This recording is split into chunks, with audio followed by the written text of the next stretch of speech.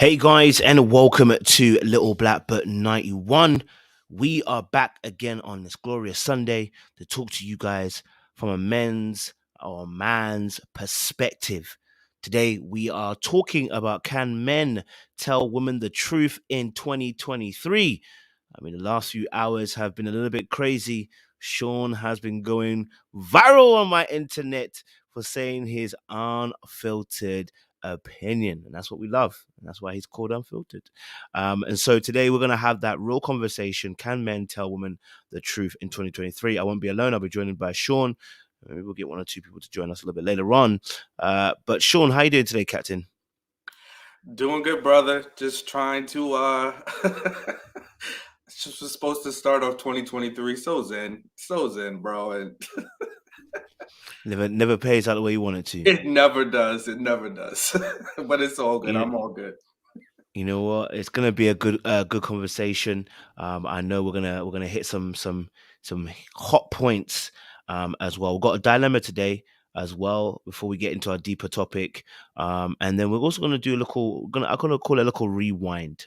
Because obviously the reason why your hot commodity right now is based on a topic that's been going on for the last few weeks. I'm sure the ladies will help us in the chat as well in terms of their opinions about this. The topic we're talking about really is based upon an ongoing conversation we've been having since 2022, which is going over to 2023, which is talking about attraction and men and women, and how we see attraction. Does it play differently for both men and women? Do men date differently to women when it comes to attraction? Do we choose differently, etc.?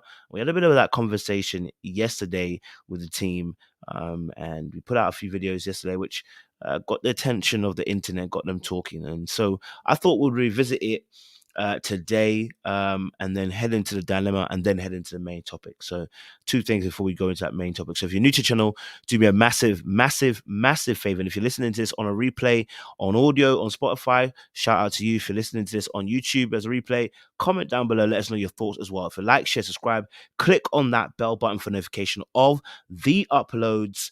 And don't forget to subscribe to us on Spotify as well. And for the rest of you guys, really know the motto: you got the minerals. You already know what it is, baby. Stay hydrated because the streets out there are hot. Grab your waters, grab your popcorn, grab a pen, grab a paper, whatever you need to do, and get involved in this conversation today. So, topic again is, can men tell women the truth in 2023? But before we get into that deeper topic, let's head into a rewind about what happened the last few months and weeks, talking about attraction. Sean, you wanted to clear something up. So I want to give you the opportunity. What did you want to clear up about this attraction conversation? Because it was a hotly contested one. Yeah. I think the biggest thing is that we were discussing is the fact that when and we understand that both men and women, there's times when they do that in terms of if there's somebody you're not 100% attracted to, or they're not your type, as we should say, and you decide to get in the relationship, that does happen. So, one, not trying to say that, people can't have relationships if they're not the other person's type. Not the point. People do it every day, all day. What we're saying is the difference is when women go into these situations and they date a guy that they feel isn't their type, or they gave him a chance, there is always a level of imbalance in that relationship. And it doesn't change the person. Just because you got into a relationship with somebody doesn't mean that their attraction level changes. It means you've changed, not the person hasn't changed. Whatever flaws or faults that you saw, those didn't go away. You've changed, right? So if I'm going to a relationship with a woman and there's a type that I have or something that I saw in her, right? And I said, whatever, but I still went along with it. I changed. She didn't change. She's still the same woman, right? But I made a change, right? So it's this idea that, it can change my attraction. Yeah, it can. But if the person is still who they are, and when that relationship is over, in some instances, the true feeling comes out. So that's what we're saying is don't go into a relationship with somebody that you don't find attractive. It doesn't mean that the world has to find that person attractive, but you should. I should. Because when you don't, you feel like you have the upper hand on that person. And it started from a post that was shared in one of our panels.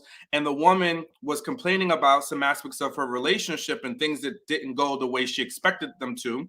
And what happened? At the very end, and we saw this yesterday too, as we were talking about some things from Ready to Love. As the more people talk, the more what the true feeling is, it comes out, right? So at the very end, this person that was sharing their experience on the internet said, but he was not my type and I gave him a chance. And that's the part that I was speaking about, Kojo, and a lot of the other men were talking about. It's like that always comes about because you feel like you did the person a favor.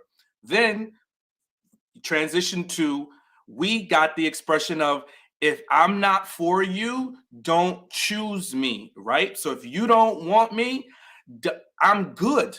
Like, don't make a concession for me, right? So don't make an exception. If you look at me and you're not attracted to me, that's fine, and I can accept that. But don't make a concession that could come back later, and now you're gonna think you got one over on me because you decided to make a concession. So that's the nutshell of it all. Yeah, so it's been one of those crazy conversations that we've been having over the past few weeks, which have been really good actually, because I think it is like it's an honest, true debate, and I think and different viewpoints as well. So I think, like you said, we were discussing about this because of that post, and I wish I actually had the post. I was trying to search for it, but it's time back. It's a few months back. The original post that actually happened, and we were actually talking. Yeah, I think this one came out of that conversation with the lady that said about the husband wasn't her type. You know what? But he did things to make her feel comfortable, safe. Da, da, da, da, da, da, da, da, da, da, da, da, da. But really and truly, when we actually broke it down, even that post was ridiculous. It was trash. And that's what kind of sparked the conversation.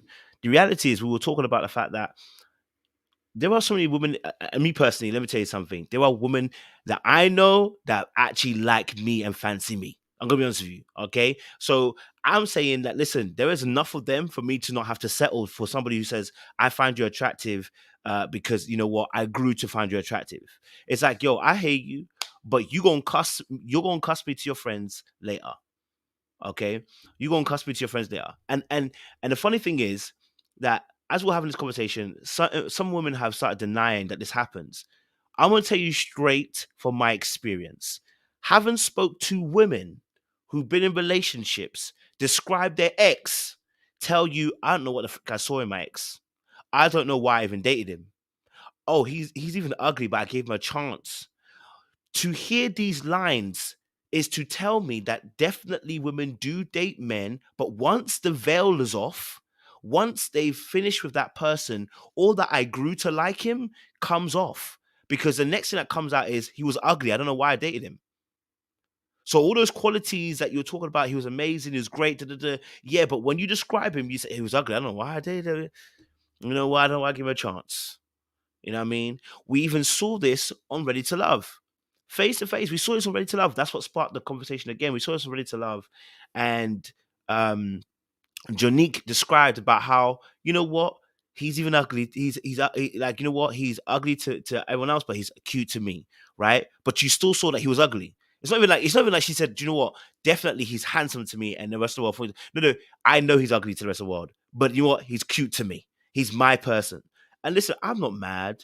I'm not mad at that. I'm just saying that I just said, listen, we can also, when you get to a certain stage, you can kind of feel when that person feels for you and likes you and wants you and desires you. I mean, I can't even tell you something because I don't want to expose myself because the Christian people on here will definitely take care of it. But let me just say this: my Delash can tell as well, because even the way you respond to us physically, sexually. Y'all, trust me, you feel it, man. Especially if you're an empath, you can feel it. When someone truly desires you and wants you, you feel it. When someone's settling with you, you kind of feel that too.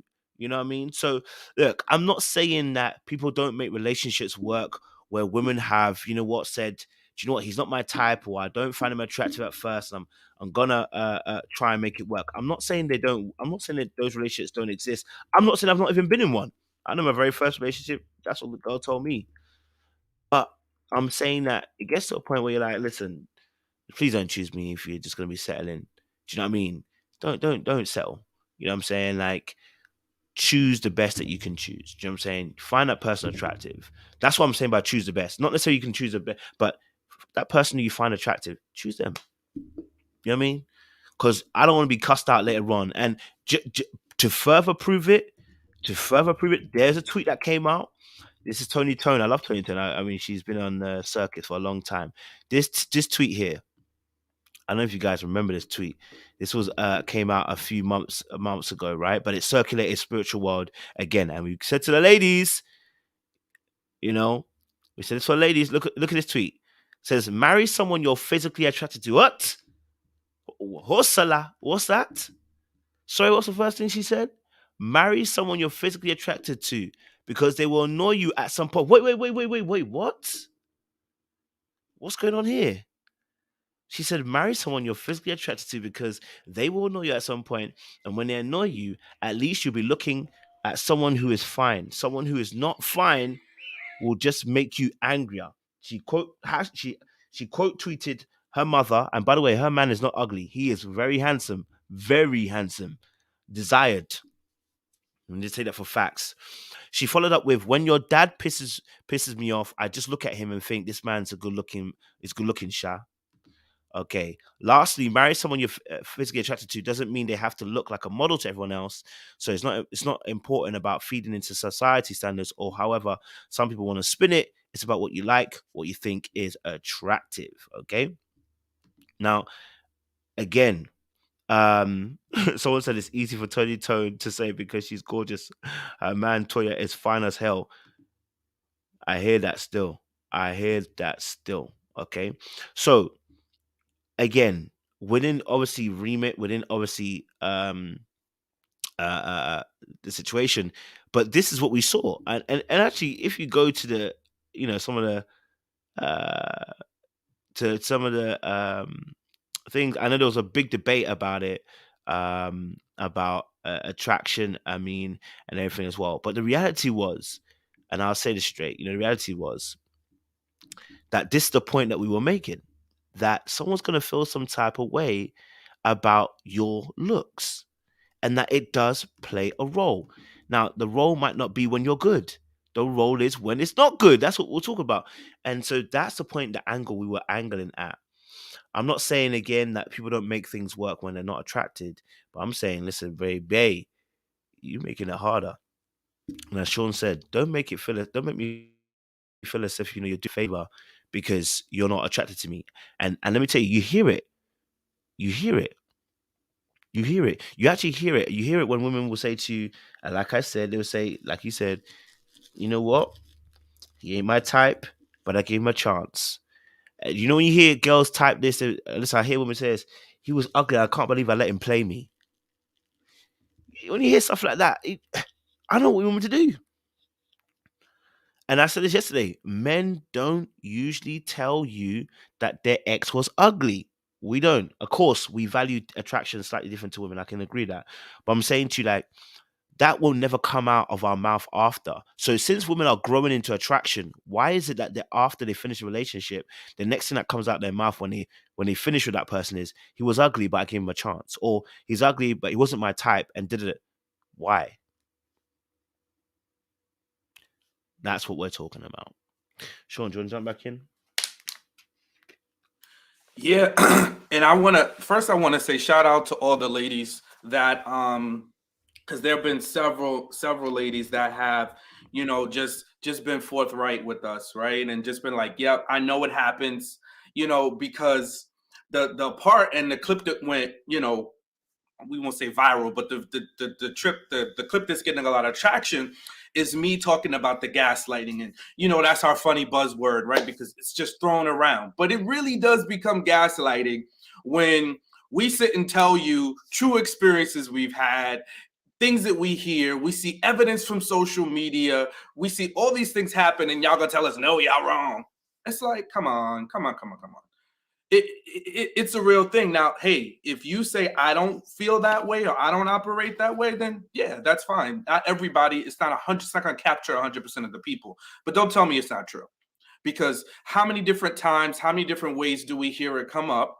And we just saw that clip from Tony, right? Tony Tone, where she said it, right? You know, don't do it, because it is a thing and it does happen. And then when things don't work out well, boom, that's what happens. Or and that's what I mean by the upper hand. I don't mean that, oh, every relationship is going to be perfect and there's always no, there's going to be something in every relationship. I trust me, I know that.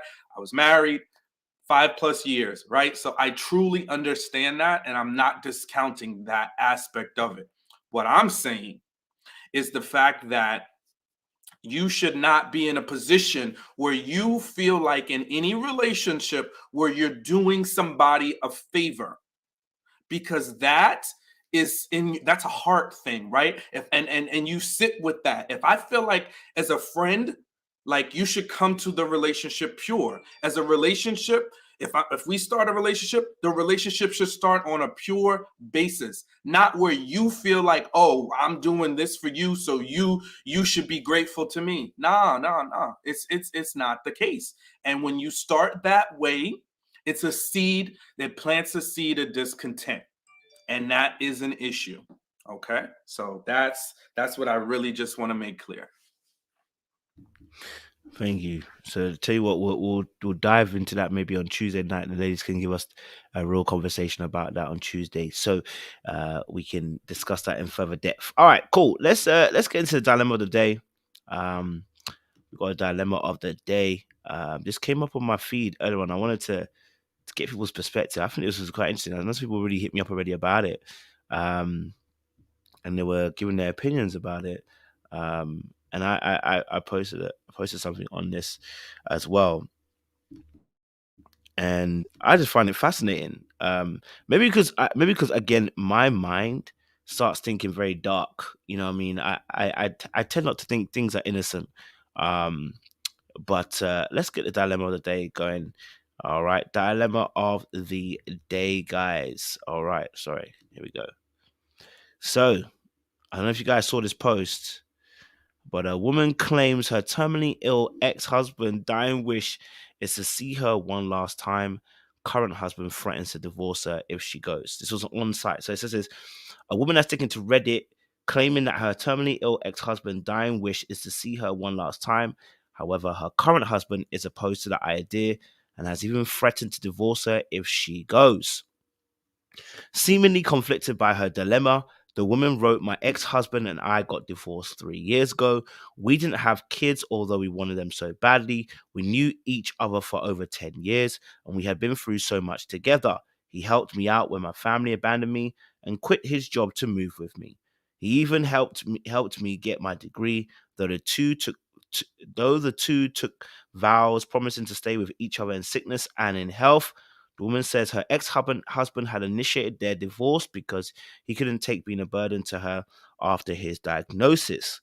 She claims that a recently ex-husband who is very sick reached out to her to see her for what may be the last time, but her husband is not having it. My current husband got extremely upset with me when I mentioned to him and threatened to divorce me if I go. I'm 5 months pregnant and I feel like I'm seeing a side of my now husband that I'd never seen before, she explained. He called this inappropriate and that my ex was being manipulative. He told me he'd divorce me if I see him, but this could be my very last chance to say goodbye to him. I can't even imagine how terrible it'd feel if he passes away without seeing him for the last time. But there's a lot at stake here, and I don't want to sneak behind my husband's back. What do you think I should do? Mother fricker. Sorry, you guys couldn't see the writing. I had to read it out to you. Um, but yeah. Um, Woo, that is something. That's what I would say. That is something. Sean, talk to me.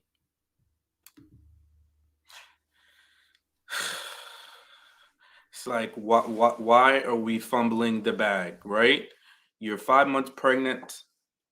you're married in a whole new situation. What benefit is it for you to go see your terminally ill ex? Like what you feel like there's something, some level of closure that you need? To me, I just don't understand why we always, it's like driving looking in the rearview mirror. When you drive, you need to be looking through your windshield and glancing in the rear view to see what's behind you very quickly, but you need to be driving and moving forward, right? And that for me is her driving in the rear view and looking in the rear view mirror the entire time. It's like, and it just gives me the idea or feeling that there was something there that you just feel like you need. It almost takes me to the whole thing with Tupac, Jada, and Will, right? He's no longer here, but yet he takes on a martyr like status. It just feels like there's still some longing that you need to close. And if your husband, and it's the same thing for husbands to for husbands to our wives, right? If my wife tells me something that she doesn't want me to do, so it bothers her so much so that she would want to end our marriage, I got to stop and take a second and say, is it that important? Right? Is it that important? And I think we forget about that point. It's like we're not talking about things that are necessities. This is a want, a desire. And if your spouse comes to you, somebody you love, you said vows due and said, this bothers me that much, why is it still a discussion? Why is this still a discussion? And for me, my next question is, because I got a next one, right? Are we going together? See you? Okay, we going, he needs to see us because we Bus, married. yes. We's a union. It's you and me. You know what I'm saying? So we going together? But don't tell me, oh, he's terminated ill, he can't do nothing. There's an emotional connection there. So every That's it. affair is not always in the physical sense. So there's some level of connection. So are we going together? So I can see and assess for my own self to see what's so important that he needs to see you, right? That a phone call couldn't fix. He needs to physically see you in your presence. So listen, where is he? Tell him we'll be there, you and me. So that's my thought. You know what? When I first saw this, I actually read a lot of the comments, and it's quite interesting. Obviously, my audience appreciate you guys as well. Now, I read the comments, and the comments were saying that the man was insecure. The husband, by the way, not the ex-husband, the husband who said no is insecure. He's manipulative. Um, you know what? Uh, just go. The advice that the ladies were saying was, "I'm gonna go. I don't care what my husband says. I'm a. Why do you even have to even tell your husband? Just go. This is why you don't have to tell your husband this many things."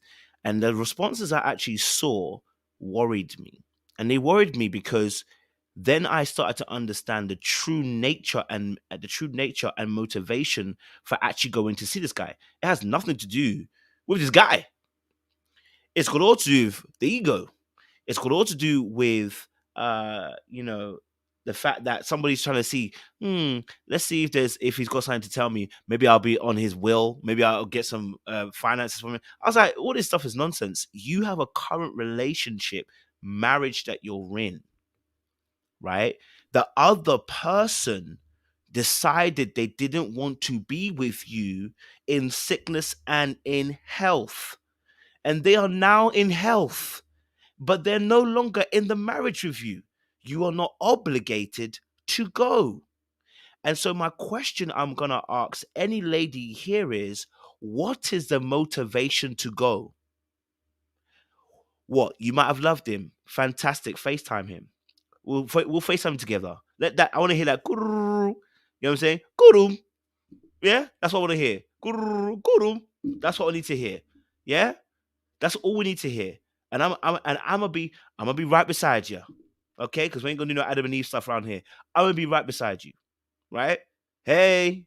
I ain't in there catching you right. Yeah. Oh, you want to talk to my wife? He's Fantastic. not Go all for right. So go to he's not all right. Well, I want to assess it for myself too. Listen, somebody said in the comments, I think that's the perfect. Let's pray. We're going to pray together. How about we open this Shataba. conversation? Bump FaceTime. Let's do a Zoom call. Yeah. Let's do it.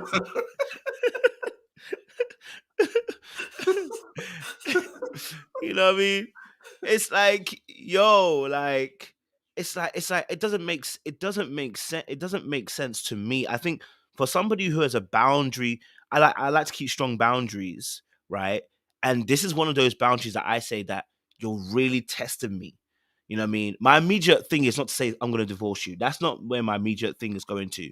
But I'm saying to you now, you are really testing my boundaries, and you're actually asking me now to reconsider my trust as well in you, because I have to ask, what is the motivation to go and see him?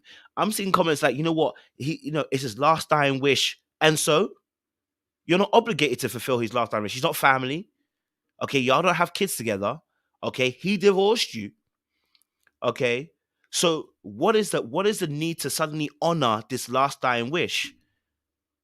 I don't get, what is the motive. Again, I'm asking the question, what is the motivation? So then when I hear comments like, are you afraid because he's a dying man? But why are you trying to gaslight me in this moment? What has him dying got to do anything? Why are you motivated to go and see him?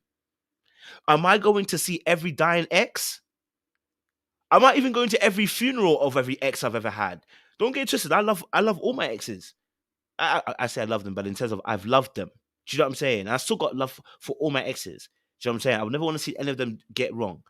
But do I need to go to do I need to go and honor every dying wish of all my exes now?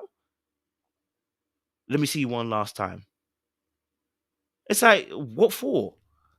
Why do I need to honor that? The question I'm asking you is, what is the motivation to go? That's the only question to be asking. Do you see what I'm saying? What is the motivation to go? That's my key question. Why is he even asking you? Now, my question is also, why is he asking you? Is he lonely now because he divorced you? That's the point. He should have divorced you. Okay? Is he got no gal around him? That's the point. He should have divorced you. Okay? Right? So I'm struggling to see what is the motivation. I already said it in my post. I said, let Jesus and the family see the lights go out in his eyes. Because it's not nothing to do with you. It's got nothing to do with you and me. We got a whole other family to deal with. Go for it, Sean. Yeah, and I think the interesting part, right? It's we forget about the fact that, unless you said it, I said it, I don't know that I would necessarily threaten divorce. However, we are hearing her perspective, right? And what we can definitely glean is that he does not want her to go. And this comes down, ladies and gentlemen, to the question of submission. And this is why we tussle with this word, because that she is not trusting her husband. Her husband is a man. We know how men operate, and a lot of the times he wants that last little, even if he can't do something, he wants that last little piece to believe that he has access to her, right? But women, as you are nurturing, caring in whatever potential past history that you had, it's like, oh, but he's dead, there's nothing. Why are you playing a role and a part in something that you don't need to play in? And again, if I'm coming to you as your husband and I'm saying this really makes me severely uncomfortable, I really don't want you to do this. Why do we have to tussle about this? Why do you want to make this an issue about our current relationship if I brought something to you that's really bothering me that you can easily not do? I don't understand. And this is what, because when people want to do something, they rationalize it. Yep. And when people have a desire to do something, they can rationalize it and make it make sense. And emotional connections are weird. and they can take people on a tailspin. And you going back to see him in that moment can open up a floodgate of emotions. And before you know it, you're taking that energy, you're Yep. taking Into that all of relationship. that baggage, and now it's in your new relationship. And you're thinking about the woulda, coulda, shouldas. And what's worse, if he truly is terminal and he does pass on, that person then, whenever somebody dies, it's unfortunate. The people that are left with those wounds. And a lot of times we can't, in very early stages, we don't reconcile. So you see people pedestalize people that pass away. They get almost like this martyrdom. So Mm-hmm. you're going to have all that going on, whatever last conversation, he's going to say he's sorry or whatever he needs to do, and it's left with you on the living side. And now it's in your new relationships. Nah, that's not good for me. I don't think that's good baggage and energy to bring into a current situation. You get what I'm saying? So if you need to have this intimate moment with someone and you're currently married, and listen, I'm somebody that is divorced, right? And I have a very good, solid relationship with my ex-wife. But God willing, if I'm to remarry and my current wife says that she has an issue with anything, it's not a discussion. Mm. It's not a discussion, because why would I jeopardize My my current. future, my Mm-hmm. current, my peace to try to look in the rearview mirror about something that didn't work out? Mm-hmm. So that's where I got a problem. I got a problem with unhashing all that baggage. I got a problem with now you're going into a situation that you don't know. It's so many unknowns. 100%. And I think this is also great. I think this is also really important because um, someone said, obviously, as well, what if it's one last visit? And I'm going to say this: what if he says, as a dying man, you know what, I saw you once, but please just, you know what, I'm dying, so no one's here with me. Can you come and check up on me every week? I got a few weeks to live. Can you start just check? I got a few weeks to live. Just come for the next 3 or 4 weeks. It's a dying man's wish now. Remember, you got compassion, right? Remember, you got compassion now. So as the person's lying there dying because it's your ex, like you said, he's now said, look, I know I said once, but there's no one here, got no family, everyone's left me. You know what? You're the only one that came to see me. Can you come for the next few weeks? Right? I'm extending because I'm extending it to be a mad situation, because this is a mad situation. So anyone telling me that I'm stretching it, the situation is stretched already. Like how many times you hear a story like this? The situation already stretched. So I'm saying, so imagine that person now says that out of compassion, you will be moved again. Do you understand? That's my thing. My thing is that once the boundary moves, it moves again.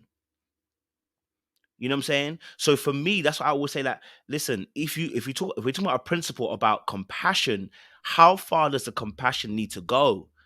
Because we can start using compassion in so many different in areas. But since he's already used it from his deathbed to say once, what's to stop him using it again? And generally using it. I'm not even saying that he's even doing it. I'm not even saying he's manipulating. Have you noticed I've not said anything about manipulation? I'm just saying from a genuine place, he's like, do you know what? I appreciate you coming. I didn't think I'd feel better like this. Not in the sense of him even getting attraction to you or anything. I didn't know I'd feel better about this. You know what? I've got last few weeks. Can you come a few times? Now we're gonna have a conversation about the compassion, because you said, don't be jealous of a dying man. Don't be jealous of a dying man. That's what you're now telling me. Don't be. He's dying anyway. Don't be jealous of that. So what do you want me to do? What do you now want me to do? Now you put me in position, right? Now you put me in position. You're telling me 3 weeks is reaching, but I'm gonna tell you straight. The first time it was reaching in the first place. The first one is reaching in the first place. The first time he's reached out to you is reaching in the first place. That's what I'm trying to tell you. He's already broken a boundary. So I'm saying to you that, listen, for me personally, this boundary doesn't need to be broken. We don't need to move those goalposts. FaceTime him, Skype, Google, even that. I don't know why he's calling you. Where's his current girlfriend? Where's his current girlfriend? Where his mom and daddy at? Where his sisters and brothers at? Where is his best friends at? Let them come and do what they need to do. You want closure? Let him write a letter. Shit. Let him pray to Jesus and let Jesus tell you for a dream and revelation. You know what I mean? And I'm being facetious, but I'm saying again, it's a breaking of boundaries. My question is, why is the dying man requesting you? That's what I'm asking. Why is he requesting you? So if we're saying that the motivation is compassion, fantastic. I'm saying to you now, if we put it in a different context where we're saying compassion and this person says, hey, look, do you know what? I need to see you for the next few weeks. Not necessarily because I'm going to cheat on it, but just because, you know what? I'm passing. Compassion going to come in again. And what you're going to realize is you're going to move the boundary again, right? Listen, uh, I say this as well. That closure is overrated. We keep saying this. Closure is really overrated. Really overrated. You overrated. Go for it, bro. What I was about to say is because they kept saying all this closure stuff in the chats, right? First of all, listen.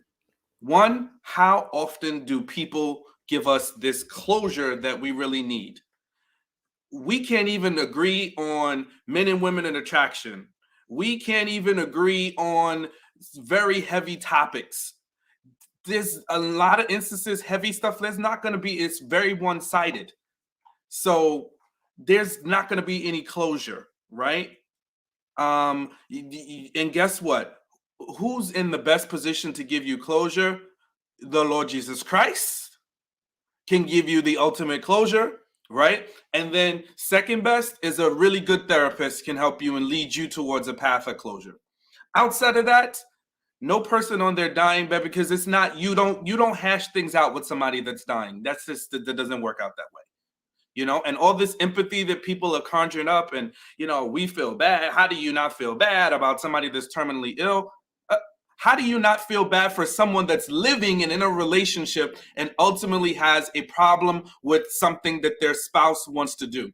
So for me, I'm jumping off the cliff in the fact of the scenario could be fake, real, whatever it is, but ultimately these types of things happen in relationships so often, where one person wants to do something and the other person is diametrically opposed to it, and people find reasons because they want to do what we want to do, and we're selfish, right? Because again, this is not, some hookup. This is her husband who she's having a kid with, right? So put yourself in the shoes of the husband for 1 second. Forget about yourself, because being married is a selfless act. It takes being selfless to stay committed in a relationship, right? Because if you want to do what you want to do all the time and rationalize what you want to do all the time, then you could be single, right? But when you're in a relationship and in a marriage, ultimately, you're supposed to self-sacrifice for the greater good of that relationship. And sometimes it's stuff that you might even feel like you're right on, but you got to self-sacrifice for the greater good of that relationship. So what's more important to you, being right or being supposedly this closure that you're hypothetically going to get that you don't even know is going to happen, which ain't going to happen, or the greater good of your marriage, the eternity with the person that's right there for you? That's what I like. Why do we got to risk it all? Why do we got to risk it all? Why do we got to fumble the bag just to be right, just to try to do something we feel is right, versus the person that we made a vow to, the person that we entrusted ourselves to is saying, hey, listen, I got a problem with this. I don't want you to do it. Bump the divorce, forget it. I don't want you to do it. Why? It's nothing that's gonna, it's not anything that's gonna do nothing for you. Mm-hmm. Why you still got to do it? Because you want to be right? Because you can? Because you don't want to be controlled? That's why relationships are struggling. That's why the marriage rate, that's why the divorce rate is high. And look, I'm telling you from somebody that sat in the marriage seat, these are the things that break up marriages, because people don't stop and take themselves out and put the other person in the equation. Sometimes it's not always about being right. It's not always about because you can do it. It's not always because you're about being free. Folks, that's not marriage. If that's what you want, that's not what marriage is. It's self-sacrifice. It's putting yourself first, putting the other person first before yourself.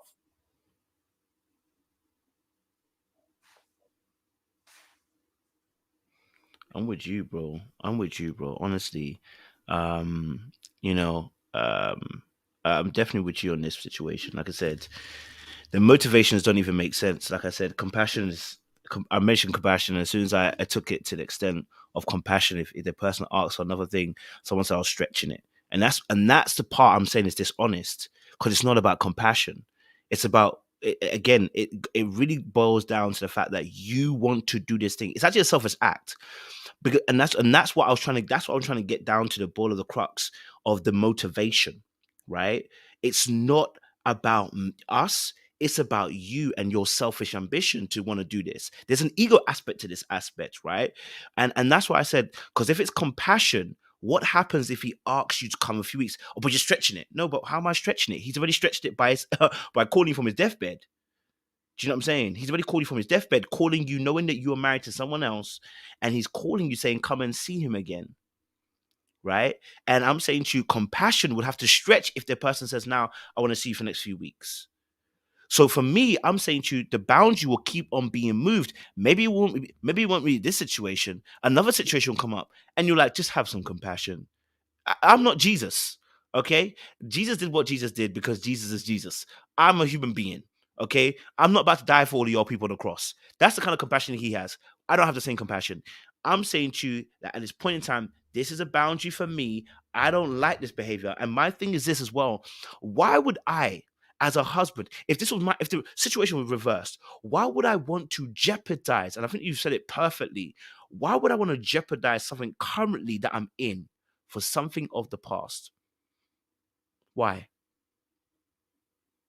I'm putting greater emphasis and value and priority on something in the past than what I'm in currently. What does that say about my current predicament? What does that say about my current situation and how much value I place on that? Why is an ex getting involved? Because we've added a person's passing away. Listen, I hear that. You know what? I hear that. He got family, he got everything around him. You know what? He got somebody who loves him who can be there instead of you. Why do you need to be there? I'll keep asking that question. And if you're going to say to me, well, let's say he had nobody else around him, I'm going to say this. Let me be cheeky and say, you know what? I'm going to lessen the situation and say this as an example. Okay. So just hear me out. Let's say I have an ex. Okay. We are not married, but we dated for several years. Let's say 3 or 4 years. I know her family have passed away. No friends, no family, no friends. Da, da, da, they're not really cool with everything. Blah blah blah. She's alone basically. Now she's saying, "Listen, I'm moving into a new house. Can you help me move in?" I'm moved by compassion because you know what? We've been dating for a few years. I know that she's got no one else to help her, but she's calling me to come and help her move in. Do I go?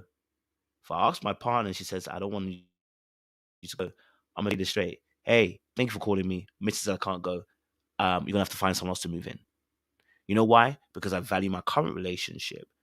I'm moved by compassion. Don't get twisted. I know your predicament. I know you got no one else to help you. But unfortunately, baby, we ain't gonna help you move in. Okay. Babe said she doesn't want to go. She said she don't want you to be there. I'm not about to try and violate that. Now, it's a complete different situation in terms of the fact there's no death involved. But I'm saying in this point in time about compassion, I'm saying this point in time in the sense of you may know a situation where the person's even alone and has no one else to help them. But the thing is, why has it got to be you? Why has it got to be you? Why has it got to be you? Right? Why it's gonna be you? You just don't need to be there. You don't need to be there. Any more last thoughts on this, Sean? Yeah, I think people, and some, not all, right, and are getting sidetracked with, well, why is he threatening with divorce? Why did he have to threaten with divorce? Do you think he just, as soon as she said, "I want to go," he said, "Okay, I'm divorcing you"? No, because this is what people do. They barter, they leverage. He's pleading with her not to go, right? And I'm not saying it's right. But if we can have compassion for the ex-husband that's dying, let's have compassion for the husband that's in this current situation, that's stressed out that his wife wants to do something, right? And the vows also say, forsaking all others, right? So I'm supposed to be first. You're supposed to be first for me. You're supposed to be the priority. And if I'm expressing something to you that is problematic to me, and this is why, and I'm so glad we have these men's panels, because it's a hard pill to swallow when a man asks a woman to not do something. We get the control word, right? That was one of the first things that came up from some people that disagree with us, right? It's controlling. What do you care? Now we got to, what do you think he's going to do? It's not even about the doing, it's about the why, right? It's about the why. Why do you need to do that? Why is it so important for you to do that?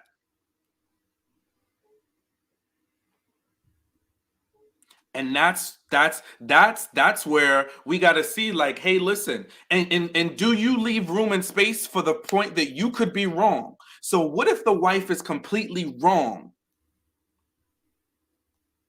You're willing to risk your relationship, and you could be wrong, because I think the women that disagree with us are banking on the fact that she's right. So if she's wrong, there's no closure that comes out of this. There's bad things on the other end. She's made a bad risk and a bad decision, right? What if the husband is wrong? Then what's the lose in that situation? She doesn't go and have some exchange with somebody who she's no longer with? That's the worst thing that can happen in this situation. Because this is not something that's needed. And guess what? She can obtain closure and a better path forward without sitting in front of that ex. That's work she can do by herself. That's work she can do with a professional that can help her heal from any emotional wounds that she has.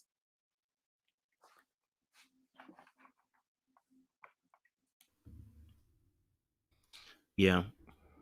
I definitely hear what you're saying, bro, as well. And actually, bro, let me show you some of the comments, bro. It scared me. Some of the comments, bro, are wild. So this is some of the comments that lady, and by the way, it's ladies. So let's the ladies have spoken. Someone said, "Go see that man. If your new husband that childish and divorce you, name the baby after your ex-husband." Okay. This is why you shouldn't tell your partner everything. She could have went to see him before he died, and the husband would have known none the wiser. Everybody wins. Okay. Sis, go to the grocery store and call it a day. Never let your right hand know what your left hand's doing. I would go. Any secure man would be okay with it. It's bigger than this. He's trying to control her. He'll use his tactics again on a whole other situation in the future. Go, you better make your way to the hospital. He's dying. If that's all it takes for your husband to leave, you don't need him. His spirit ain't right. Go in and tell him. Sound like a current husband is one being manipulative. I would go, divorce me then. At least I don't have to wonder all my life what he wanted to say to me. And to ask to see someone before they pass is so deep. Clearly they have a connection that he will never forget. Okay. Sorry, I'd respect my husband's wishes. You can come see me in the afterlife. You're grown. It seems like the husband, the one doing the manipulating, really, your ex done quit his job to move with you and helped you get your degree. Yeah, okay. The least you can do is visit. The fact that he's worried about a dying man would worry me. Women talk too much because how would you know if you ain't tell him? Just go say a prayer and go back home. Okay. I'd go. You don't want to live with the regret. Trust me. Who's to say your new husband will stick around? This will be one of my many controlling situations to do what's best for you. The man ain't no threat to you, sir. He dying. The pregnancy adds a bit of hesitation, I'm sure, but either way, the current husband is clearly showing his true colors now. How are you jealous of a man that's dying? Um, if you want to see her till death, then depart. He should have stayed married to her. There is no sin in visiting someone in the hospital. Your husband should appreciate the fact that you were honest enough to even share with him the truth.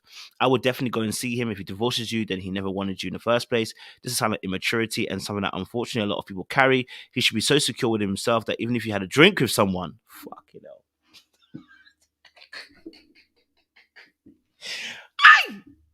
Let me tell you something now, yeah, Cuzzy. Go through the whole thing, read it. I'm gonna tell you this now. Why I asked about the motivation. Do you see the responses? That's all I'm gonna say. That's the evidence enough for kind of what you're dealing with here, right? The responses here are what we're dealing with. As soon and what's really interesting is as soon uh but but why can't you have a drink with your ex though? No. I don't understand why death is being presented this way, but why can't you have a drink with your ex? You don't have no feelings, apparently. He's just around. You know what I'm saying? He hasn't seen you for a little while. Just have a little chat. Why would it be a problem? Because there's a hard boundaries for you.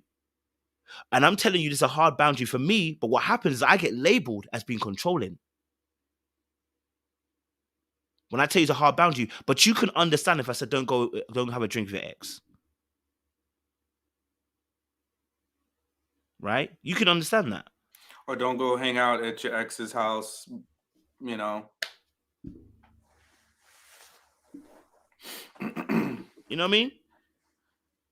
But they're not. But they're telling us straight. Listen, I'm gonna do it anyway. I don't tell them anything, and that is scary. Because I listen. That's the big, and that's why divorce needs to be talked about because you're already initiating how you're gonna sneak around. That's the beginning of madness. But anyway, let me rest ya.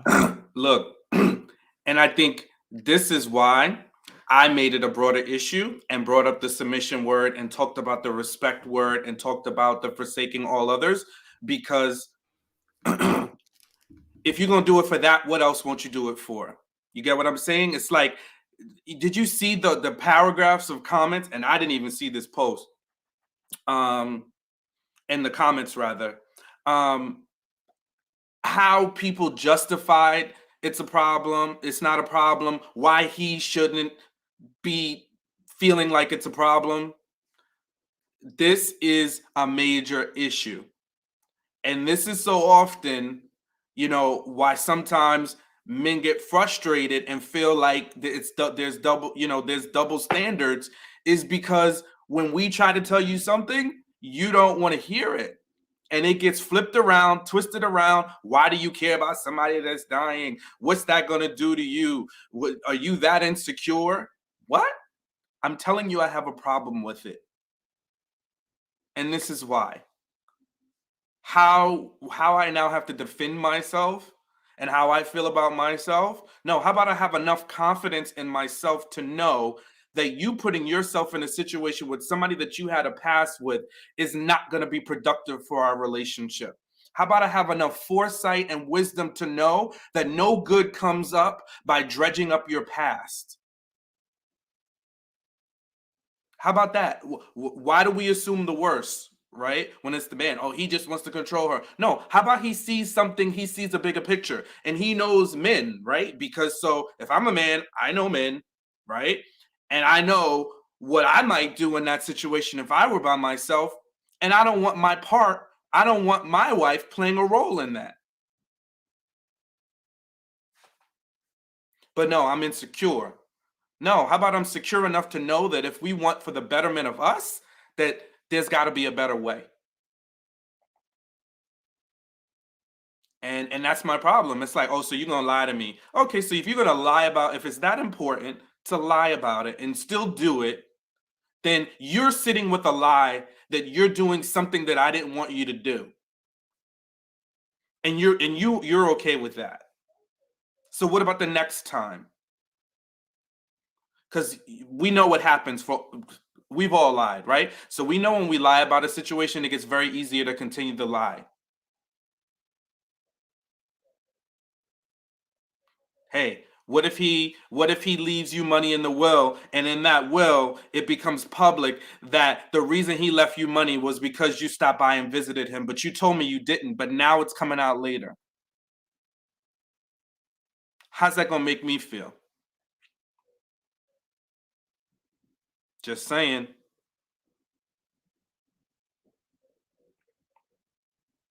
Oh, bro, Bruiser is in the chat. I believe he's on Lapeef's network. And yeah, we got to talk about stuff like this.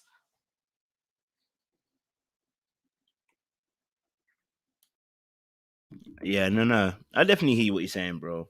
Because no, when I first read it, my immediate reaction was, yeah, get the frick out of here. Death better not get out of here. You don't need to call my wife for this particular instance. You know what I'm saying? You ain't got to do that. You could have left a letter. You could have, done something. Da da da. Why did it have to be this particular instance that you decided to now come and collect my wife, to come back to you, to come and deal with whatever you're dealing with on your deathbed? It makes no sense. Like, there are other people that love you. Let them come and help you in that regard. But hey, you know what? They're gonna say I'm insecure. Let me get Bruiser on. Captain, What's going on, fellas? how you doing, sir? You're right. What's good, I'm all man? right, man. Doing good. How y'all Yeah. doing? We're live, sir. We're live, sir. Your music's in the background. It's playing a little Oh, bit. let me get that out of there. Sorry. That's all right, Captain. You're good. I know you're setting a mood. Let me get that out there now. No, you're good, Cap. Is it still there? It's gone. You're good, Captain. You're good. Hi, then, Cap. I don't know if you've been following the conversation, but we'll just literally talk about the dilemma of the day. And I don't know if you saw. Did you see the dilemma? Y'all said that can we be honest to women in 2023, right? We did. We haven't reached there just yet. We're about to get there. We're literally just dealing with a dilemma. I'll show you the dilemma so you can actually say your piece on it. But yeah, we're literally just dealing with a dilemma quickly, and then we're going to jump into that topic in about 5 minutes or so. So there's a dilemma on here which says woman claims a terminally ill ex-husband is dying wish is to see her one last time. Current husband threatens to divorce her if she goes. I'll read out what the actual situation is. One woman has taken to Reddit claiming that her terminally ill ex-husband's dying wish is to see her one last time. However, her current husband is opposed to that idea and has even threatened to divorce her if she goes. Seemingly conflicted by her dilemma, the woman wrote, "My ex-husband and I got divorced 3 years ago. We didn't have kids, although we wanted them so badly. We knew each other for over 10 years and we had been through so much together. He helped me out when my family abandoned me and quit his job to move with me. He even helped me get my degree. Though the two took vows promising to stay with each other in sickness and in health, the woman says her ex-husband had initiated a divorce because he couldn't take being a burden to her after his diagnosis. She claims that recently her ex-husband, who was very sick, reached out to her to see her for what may be, and this is good English because it's really important, for what may be the last time. But her husband is not having it. My current husband got extremely upset with me when I mentioned it to him and threatened to divorce me if I go. I'm 5 months pregnant and I feel like I'm seeing a side of my husband now that I've never seen before." She explained, "He called this inappropriate and that my ex was being manipulative. He told me he'd divorce me if I see him, but this could be my last chance to say goodbye to him. I can't even imagine how terrible it'd feel if he passed away without seeing him for the last time. But there's a lot at stake here, and I don't want to sleep behind my husband's back." The more I read it, the more worse it gets, because she's out here telling me about seeing him for the last time and da da da da da. Baby, you saw him for the last time when you were divorced. That's when you should have been seeing for the last time. You didn't need to see him again on his deathbed. But anyway, Bruiser, what's your thoughts to this? First of all, she has a husband, and a submissive wife would listen to her husband.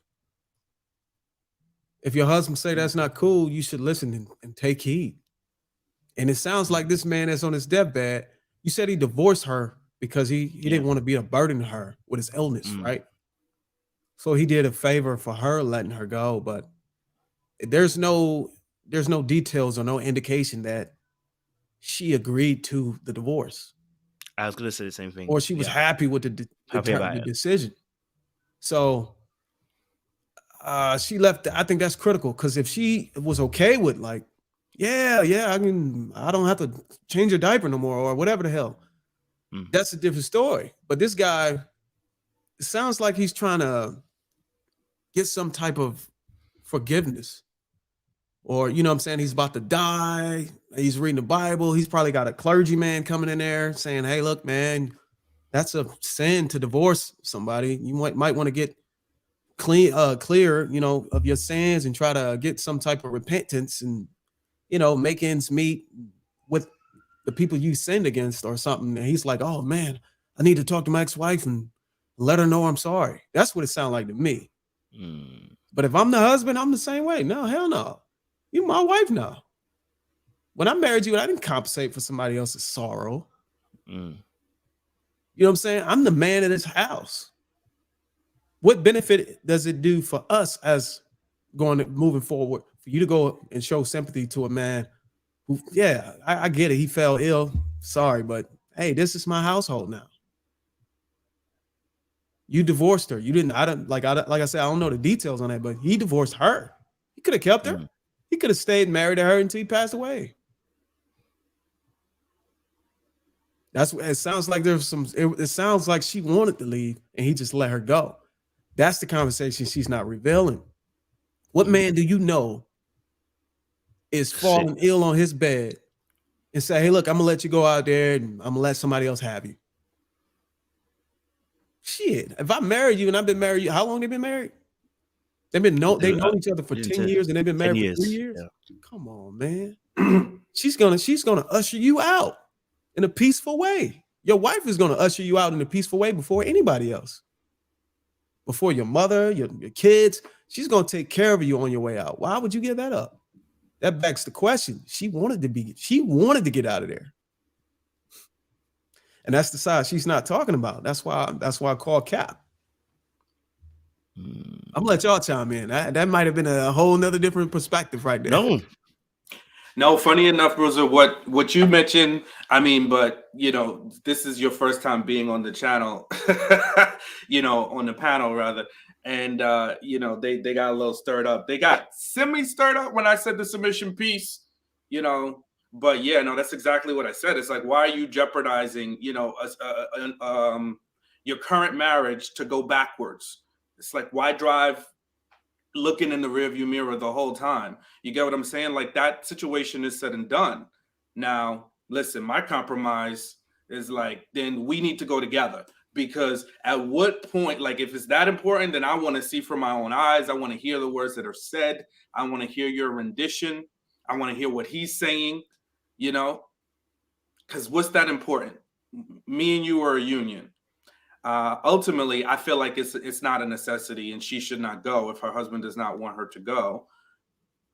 However, if it's super, super important, then why can't we go together? And what if you get there with your wife together and he doesn't know? Well, he needs to know that you coming with her, right? Oh, for certain. Shit, man. If I'm on my dying bed and my wife walk up in her husband, like, you don't want to see, that's what I'm saying. That's going to put the whole thing to kibosh anyway, because as soon as you tell him, well, listen, it'll be me and my current husband going, he's going to be like, oh, yeah, you know what? Can you come by yourself? No. Would he need to see you by yourself? I'm going to be like, look, dude, I just want to have a conversation with her before I pass away alone. I just want some head before I leave. Yeah, I'm just kidding. That's a no-go. Matter of fact, bump the visit. We're gonna be on Zoom. Now we're back to Zoom. We're gonna do this. I just want to box one more time before I go out. You know what? We can expedite your last days if you want. we can move that along for you. We can flatline you today. How about that? No, it's wild. It's wild. I'm not, like I said, my mind is not thinking that you're gonna go there and have sex with a dead man.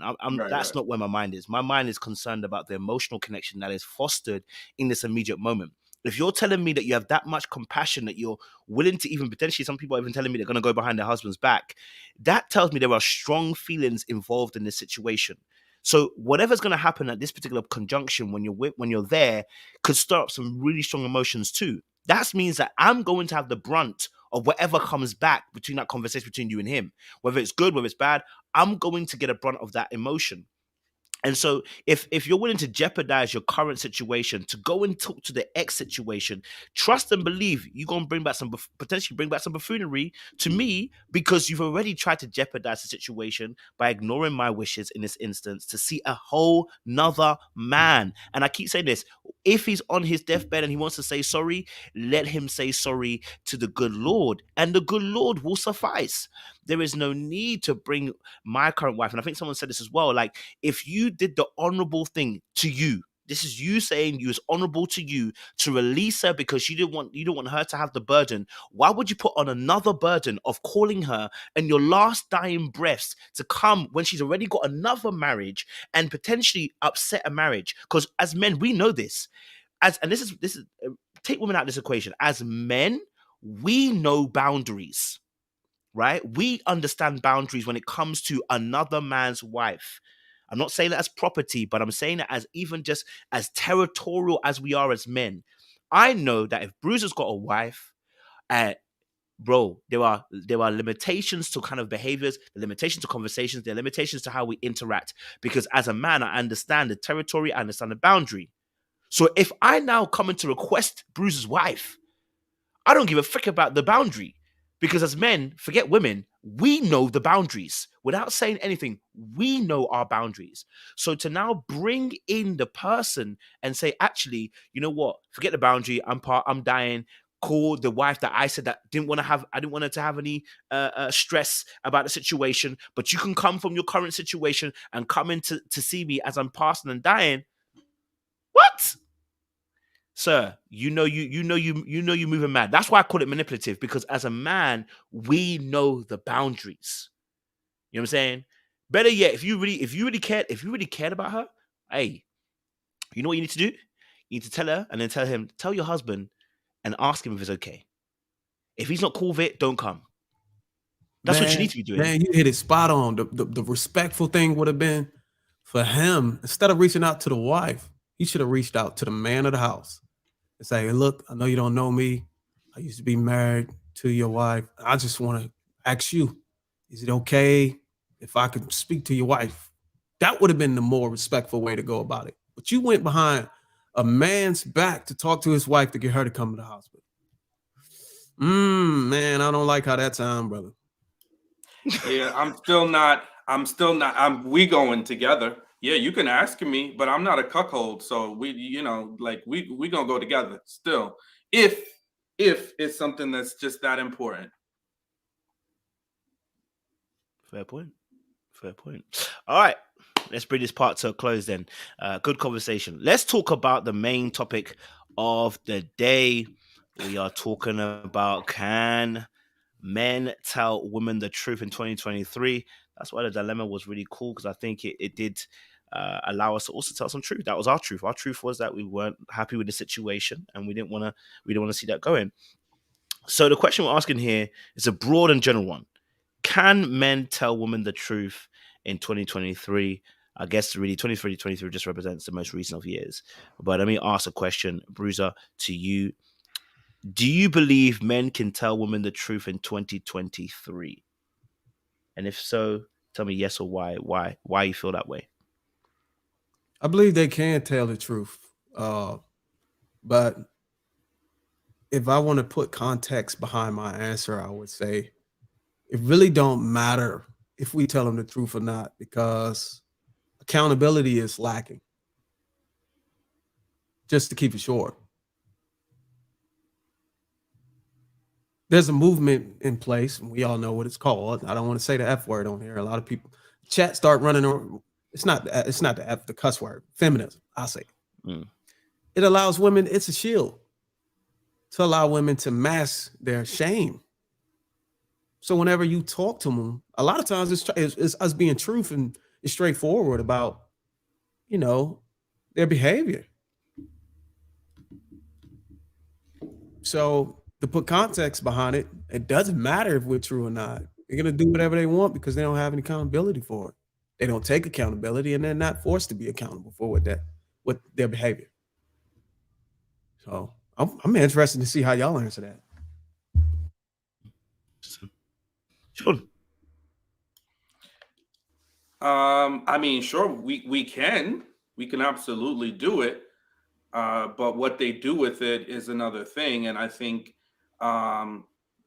yes, we have our sisters, especially here on this platform, right?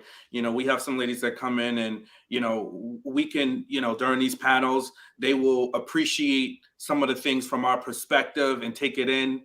But there is that percentage that want to challenge us, that want to tell us we're wrong, that want to, reframe what we said, want to deflect, want to change the narrative. And I think that therein lies the problem.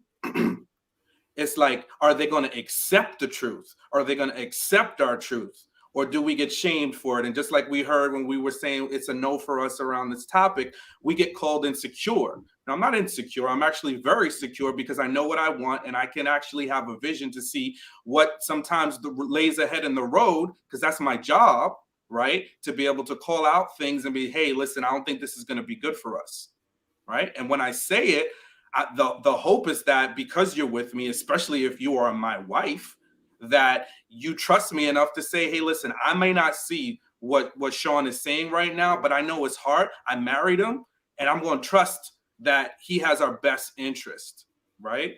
So, but I think that that's a hard pill to swallow for many women, because it gets, you start going down that control path and you want to tell me what to do. Yeah, but I'm telling you the truth as I know it, right? I'm telling you what I think. I'm telling you what I know. I'm telling you what experience has taught me. And in a lot of times that truth gets met with a lot of resistance. And we saw it in the comments, right? A lot of those women in the comments was like, well, I'm going to do it anyway, and he's just going to have to figure it out, right? Or let him divorce me. I'll name my child after the person that died. I'll name my child after the person that died. So it's that important for you not to accept what your man wants you to do, or what your man is asking you to do. I think the resistance, I'm glad you said resistance. A lot of the resistance comes from where the truth is coming from. Who's actually speaking the truth? Who's actually saying these things to me? Are they proven? Do they have results? You guys can agree there's a lot of guys out here that speaking the so-called truth, but they're not practicing what they're preaching, right? You know, they're not proven enough to substantiate what they're saying. Mm. So you got a lot of guys out here that say, hey, look, women this, women that, women should do this, women should do that. But they got like 2 or 3 baby mamas and they divorced and they out here busting down 304s. So like you got a lot of women that are like, you know, and I got to put a filter on now. I'm not just going to listen to any guy that talks. You got to show me that he's a leader. And a lot of these guys, they're not leaders.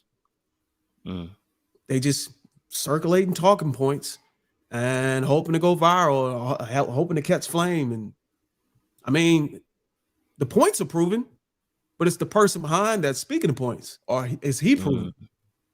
See, I'm married. You know what I'm saying? I've been married for almost 10 years. I didn't have any kids out of wedlock. I had my first child in April. I got another one on the way. Congratulations, bro. You know what I'm saying? I'm a leader in my household. My wife don't have to work. So I didn't require, I required submission, but I first had to qualify for it.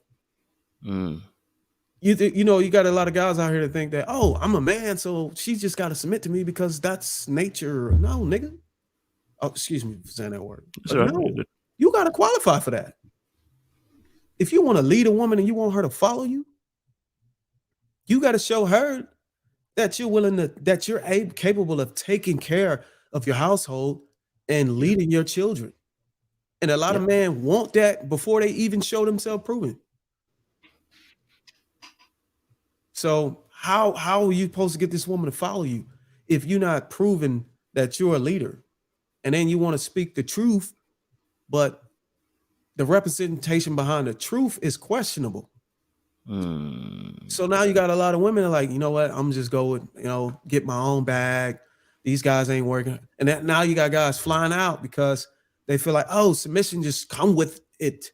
You know, that's just a given. As I'm a man, you know, I'm a masculine man. Submission should be just given. Like, no, these women would fail every time because there's a lot of brothers out here that don't even want to be married. They don't want to be married. They don't want to be in a relationship. They just want to bust down. So what are women supposed to do? And I'm not trying to cape for them. I'm just saying there's some women out there that actually want to be led, but they can't. They don't know the signs. They don't know the signs to look for in a man that validate them as a leader, because the man don't know. The man just think, oh, I'm a man, so yeah, you just follow me. but there's work behind that. You know what I mean? And I tell men all the time, yeah, you brace some masculinity. You need to be able to control your anger. You know what I'm saying? You need to be able to be assertive. You need to be able to show this woman that you're willing to lead a household. You gotta build yourself up, your resources. If you these guys are creating oops babies and all this kind of stuff. They don't have any means or skills to take care of a child, but they're going in raw. But you want this woman to follow you. Look at the leadership behind that. And the children is the most innocent in the situation, right? They're the most vulnerable. So now you can't take care of the kids, but you wanted her to submit to you. Like, what the hell? My God. So what I do is I open up coaching for men now. Because they always ask me, I'm like, look, I'm tired of people coming in my DM and like, man, what should I do? I'm like, look, start charging you guys. Charge you one-time fee, it's lifetime fee. You ain't never got to pay again. Coaching group. I was surrounded with brothers like Little Black Book 91 and Sean Davis, and we'll hit the Discord every week and we'll have a conversation. But these brothers need help, but I think brothers have shame as well. They have shame to where like, damn, if my woman know that I'm not a leader, you know, what is that going to make me? That's going to make me less of a man. So I need to hide that until I'm ready, but I still want to have sex. I still want to have sex, although I'm not a leader. So what do? I impersonate. And if I can't impersonate and these women can sniff out the imposter, what do? I go get a passport. I'll go get a passport and I'll find somebody else that I can persuade that, hey, look, I am a leader or whatever. And a lot of times, like I talk to, okay, let's look at it like this. Out of 10 men, 8 out of 10 men that I talked to that got a passport that went overseas, those guys ain't going over there to get married. They're going to go over there to smash. So I was like, look, man, I could agree with the passport bro movement if y'all were actually going over there to find a wife. Because this wives over here, y'all just, feminism has the positive side of feminism has allowed women to close in on that wealth gap to establish their own independence, right? So now what does that mean for men? Oh shit, we got to step our game up. Yep. We got to get established now to have a wife. We can't do like we did back in the 50s and the 40s. We can't just say, I'm a man. You can't make us, hell, you can't even work a good job, a decent job. So you have to follow me. You have to come up under my system in order for you to survive. Now that shit's changed now. Now these women can go get a dog and die alone now and be happy with that shit. Now they can go get a job making $120,000 a year and buy a house. And if they want a baby, they're going to get some dumb brother to knock them up and put him on child support. Now they got the game. Now we got to prove ourselves to be higher. You know, we got to take back our women. And we just got to show that we're willing to lead a household. We're willing to do whatever it takes. And we got to be selfless. We got to have a second, like Jordan Peterson said, every man has to make a sacrifice. You don't get a pass on that. But you do get to choose the sacrifice you want to make, right? So if you're going to have children, you got to practice selflessness. You got to put aside the things you want and desire in exchange for the progression of your family and your children. And that's what my father didn't do. So I had a lot of childhood trauma that I had to work through before I got into marriage. But a lot of these brothers aren't doing that. They're just getting into marriage and they're not leaders. So they just repeating it. So I'm like, look, man, go get yourself established. Go get around a bunch of brothers that can help you. You know what I'm saying? Circulate yourself around some brothers that's proven that, you know what I'm saying, has solutions and results. And figure it out, man. Stop just knocking up these women and creating these children. And then when you create these children, oh, I still want to get Jordans every month. You know what I'm saying? I still got to get the new 2K when it come out. You know what I'm saying? I don't got time, man. I'm going to go hang out with my brothers. I'll pick him up another time. Come on, man. You can't do the kids like that. What the kids going to do? Grow up and do the same thing you did. So if you want to speak truth to these women, you really got to show yourself proof. Today is the day, though, if you talk truth to these women in 2023, moving forward, and I like to use 2023 because it's new year. Yeah. If it was sooner or July, I probably wouldn't put 2023, but it's so close to the new year that you got to use 2023. It's a key word now. It triggers the algorithm. So in 2023, man, you got to show that you're a leader now. You can't just use masculinity now. Because femininity just came from, or feminism just brought femininity from here to like, if I can get the camera, to like here. So now, like, hey, look, you got to show me that you're a leader now if you want me to bow to you. And men are not doing that because what men usually don't get on their purpose or established until they what, like late 30s? Into their 40s even. Yeah. But these guys want this woman to follow them early on. But brother, you got to get established. And shout out to the brothers who's able to get established early in their 20s. That's very difficult to do. Yep. But if you can do it, then yeah, you deserve a woman to follow you. But you have to be able to show yourself proven. And that's what I try to teach, man. And a lot of them run away from it because they still want to smash and they still want to play in the streets. That's fine. Go ahead. Do what you do. But you can't point the finger at these women whenever you busting them down. And you creating emotional toll on these women. So the next man they meet, they're going to be trauma bonded, right? They're going to be trauma bonding to each guy. Like, oh, yeah. And then they racking up a body count. But then you go, it's like, oh, you got a high body count. But you was part of it a couple years ago. You was my number 12. How dare you? But let me stop ranting, man. Y'all go ahead, man. I'm gonna listen. No, bro, you're spitting facts. And I can see the ladies have come back onto side Bruiser. Aha! You see that? Aha! The truth is, when the truth is on their side, they will come back indeed. But no, what you spoke was some real stuff. Sean, do you want to jump in and give us your perspective a bit to what Bruce kind of said there, and any other additions that you got yourself?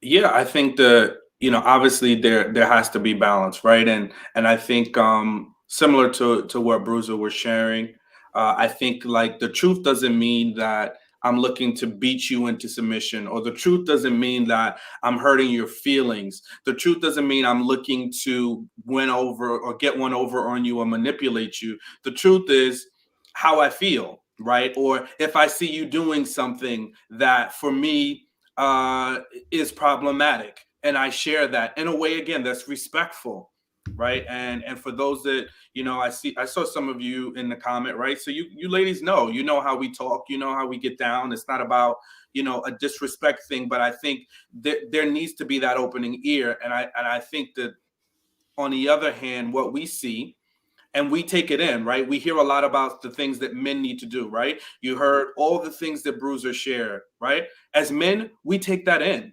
because we understand when we're called out, the mature men, I will say, hear it and be like, yeah, that's something I got to work on. Or yeah, I know that's important, that needs to be, expressed, right? Like men need to step up to the plate. Men need to be the providers that they're, out here roaring that they want submission from women on, right? Then you need to be that provider. You need to be that protector, right? And the protector doesn't mean, hey, listen, I throw hands at anybody that comes my way. Protector means that I think ahead. I am forward thinking, right? I take care of my family. I do the things that are protecting, not of you just physically, but emotionally, right? So that goes back to this main topic that we kind of got on this tangent around, is the whole fact of the husband telling his wife that he doesn't want her to go see her ex-husband. That is a form of protection. That is innate in a man. So telling us to deny that because you want to do what you want to do, that's the part where it comes down to women have to be able to accept a man's truth, right? If I'm telling you, hey, listen, babe, it just doesn't sit well with me. The scenario feels like it's one that's not going to be good for us and our situation. Then I need you to accept that and trust that, right? It doesn't always need to be countered with, oh, well, you don't trust me. It's not about not trusting you. I'm seeing the future. I'm seeing what the potentials are to come ahead. So I should be able to tell you that without being called anything else, but sharing my opinion and my thought. Now, you can disagree. I'm not saying we can't have disagreements. Bruiser, you're married.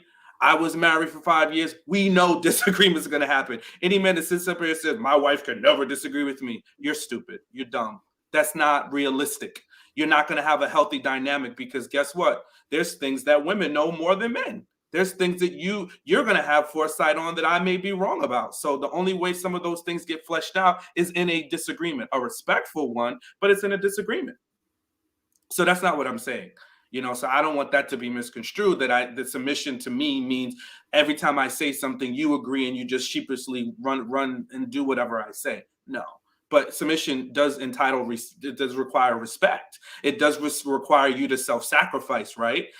So I think that part, sometimes women have a little challenge in doing that, especially when they've convinced themselves that there's nothing wrong with it. It seems like it's okay. Sally does it. This one does it. I see that one doing it. No, but what's going to be for the greater good of our relationship? Forget to bump everybody else and what's working for them, what's working for us. And if I need to have a safe space with my wife, with the woman that I call, to be in a relationship, to be able to share my truth and what I feel. And it should be okay. Just the same as you share yours, I should be able to share mine. My thoughts. Yeah. Wow. I think this the title obviously, Can Men Tell Women the Truth in 2023? I take it from a personal perspective as well as a general perspective, and I think Bruiser also touched on it, and yourself as well, Sean. So there are I've seen it many conversations with women one-to-one where I've had a real heart-to-heart, told the truth, and it's been accepted. There have also been conversations where I've told a woman the truth, it gets twisted, it gets turned, they get emotional, they might get annoyed, whatever they're feeling, right? So I have experiences of both. I think when we talk on a general perspective, like for instance, we're on the internet right now talking about this particular truths, I always talk about delivery being one of the most important things, because I don't know you and you don't know me. Therefore, you can't qualify whether I have your best interests at heart, except through the delivery, the tone, the words I use, and actually the aim I'm trying to get at.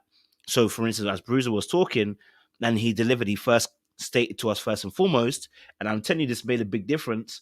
When you delivered what you delivered, you first qualified it by saying, I've been married for 10 years, right? That automatically puts you in a different standing. So when you're explaining what you're explaining, someone can go, well, he's married. He has some form of understanding of a relationship that is long-term. You understand? He's made the commitment. This automatically in someone's mind gives him some form of certification, right, to what he's about to say next. And then obviously when he delivers what he's about to deliver next, the content is king. Whatever you say right now is important. And one of the hardest things I think I'm learning, I think we are learning on this channel, is that although men and women speak the same language, the interpretation of the language is vastly different, right? For instance, we had a conversation a few months back in 2022, and it was hilarious to me because it was simply about interpretation. We spoke about, we were talking about, I'm trying to remember the topic now, and the ladies were talking about, I can't remember the topic which we had, and the ladies were saying basically what they were hearing, and they heard something completely different. They were saying, well, we have to, that's it was about accountability, and they're saying we have to justify before we get to that point, because obviously and I was like, why do you have to do that? We just want you just to accept the accountability and just get on with it. Like, accept it, move forward, and go on. And the ladies were saying, no, when we hear it, we have to say what happened, justify it, tell you the story, and they admitted that, right? Now, that only came because we had a secure line of communication at that point in time. We set up an arena where it was a safe space for both parties to have a conversation and talk, right? And then finally, that truth was admitted, that when we're talking about accountability in terms of relationship aspects, and we were talking about the way that we interpret accountability, if something happens, we're wrong. All right, cool. We're wrong. That's it. I made a mistake. Let's move forward. Whereas women sometimes will say, oh, there's a story behind why I got to where I got to. there's a justification to what I got to. And we explain that while you're saying that, and I appreciate the fact that your mind is working like that, for me, you're making excuses. So just accept it. So the delivery is really important. Content is king, but also understanding that our interpretations of information is vastly different. In the way that we interpret some information, the way we can extract information at times can be vastly different. So we can be very direct with one another as men because that's the way that we extract information. If Bruiser tells me, bro, I don't like that, I'm going to say, all right, cool, bro, respect it. Right? Whereas you might say it to a woman and you say, I don't like that. Suddenly the tone was an issue. Suddenly the word I don't like that was an issue. It did it because the interpretation and extraction from the information is vastly different. So this is where the Bible says you should dwell with women according to knowledge. Meaning, if you have a wife, you're going to have to dwell with her according to what you understand of how she interprets information. Because if you don't, there could be situations where, like we're saying right now, I'm telling you something basic. Please don't go and talk to this man and go and see your ex. And she's interpreted as it's control. You've just dominated the world. You don't want me to flourish. And it's like, no, I'm trying to protect you. I need you to understand emotionally, first and foremost, you're about to connect with him. Number two, he's about to pass away. That's going to affect you doubly emotionally. And you know what I'm saying? And I'm sure that probably the guys probably sense as well that she probably still loves him. That's why that's why he's even extra hitting the divorce situation straight away. So there are the communication aspect is really important on both sides. But since we're talking from the men's panel, understanding how she's going to interpret and extract information is really, really key. So can I tell you the truth? I can. But I may also need to understand the context of my environment. If I'm general, I may need to watch how I deliver the content. If I know you specifically, then maybe I can put more gloves off. But one has to understand the environment they're in. Go for it, Bruiser. Man, I like what your brother said, man. I need more like you guys on my show some days, man. Yeah, man. So it's absolutely true. I'm actually in agreement with you guys 1,000%, man. And let me see what else I could share. Oh yeah, I know I talked about men being a leader, and that's his accountability. You know what I'm saying? He doesn't get to pass on accountability, even if he don't decide. The family courts are going to hold him accountable. But women need to get therapy for their childhood trauma because they get into these relationships and they putting therapy on the shoulder of every man they're with, and they expect him to heal them or come to their aid for all the childhood emotional abuse, physical abuse, exposure to violence, abandonment. You know what I'm saying? We can't do those things. We didn't ask for that. So a lot of these women are getting in a relationship and they're not getting therapy first. So it's a lot of childhood trauma they're taking into these relationships. And whenever they can't get a man to deal with it, what do? They go to feminism. But they say, I don't need a man then. Even though they want a man, they go to feminism. And they say, okay, look, I still want to have sex, even though no man want to deal with me with my mental illness or whatever. I still want to have sex and do what I want to, but I don't want the shame that comes with it. Oh, here's feminism, sexual liberation. They just put promiscuity to bed. Now there's no more shame. Now you got their role models out here saying, hey, look, you can do whatever. I can do whatever I want with my body, with whoever I want with my body, when I want. Who's that? Megan Thee Stallion, right? So now look what you got. You got role models out here promoting it. Then when they get this high body count and get pregnant, now they're looking for what? A monogamous stepfather. That's a raw deal for you, right? I got to take care of you and another man's kid, and I can't have any options. And you what? By the time she get in that mindset where she actually want a man, she's hit the wall now. She's what, 30, 35 years old. This man wants to have kids. She's at risk. Every kid she has is at risk now. Because she decided that she didn't want to get therapy for her childhood trauma And then now she want to take that route through feminism to mask her shame because she don't have any control over her vagina. She don't have any control over her vagina, and she's not requiring marriage. So what movement supports that? That I don't need a man. I don't need to be married. I can be independent. Feminism. Clear as day, man. So what's y'all take on that? Sure. But see, the thing is, man, these women don't understand, man. They're more impressionable when they're younger. And a lot of women coming in my comments saying, why are you always picking on women over 30 and 35 and 40? Because your cup is filled. The older you get and the more you trauma bond from man to man, you become unimpressionable. And then when it's time to fit into a man's system, I know I already got my system. I already got my independence. I want to see if a man compliments me. Instead of asking a man, hey, what do you need from me? You want to leave me? You want to take care of the children? You want to take care of the household? What can I do for you? How can I support what you're trying to do? Instead of, hey, look, how can you? It's the other way around. How can you support what I want to do? They're unimpressionable. They have another man's imprint on them. And they deviated from their fathers. A lot of these women didn't listen to their father. Father's not telling them to go out here and do that. If your father told you to go out here and just give her the bucks how you want and when you want and not require marriage, put a 1 in the chat.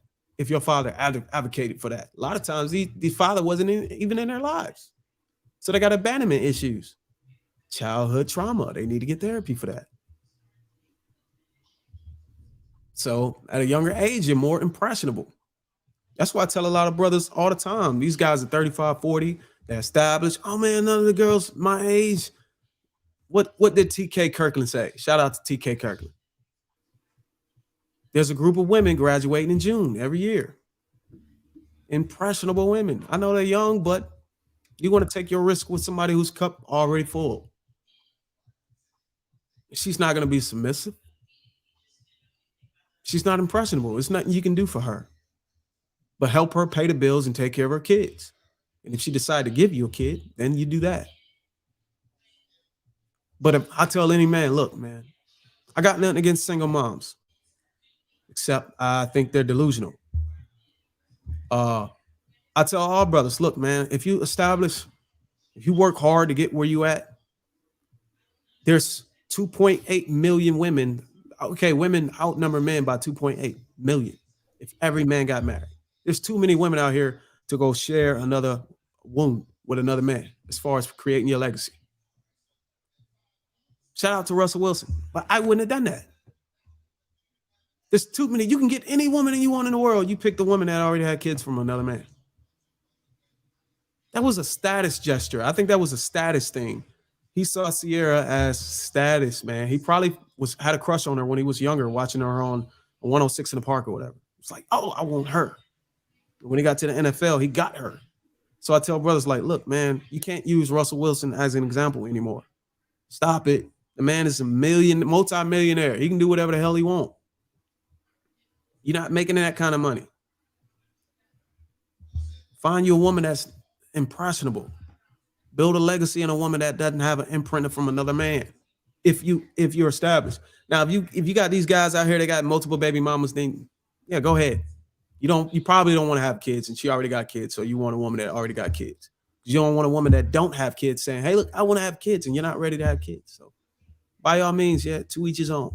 But I tell guys all the time, look, man, if you establish and you work hard for what you got, find you a woman that's impressionable and don't have an imprint from another man.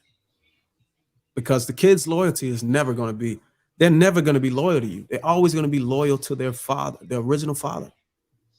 It don't matter how many men she bringing in the household. Those kids are never going to be loyal to you. They're never going to be loyal to you, especially when they become teenagers. You're not my father. I'm going to tell my dad. You get what I'm saying? Don't put your hands on me. And what's she going to do? She's going to back them. And now you're taking care of a household of people that don't even freaking obey you. So I was like, look, man, you want to go down the route? Go ahead, man. You're going to suffer.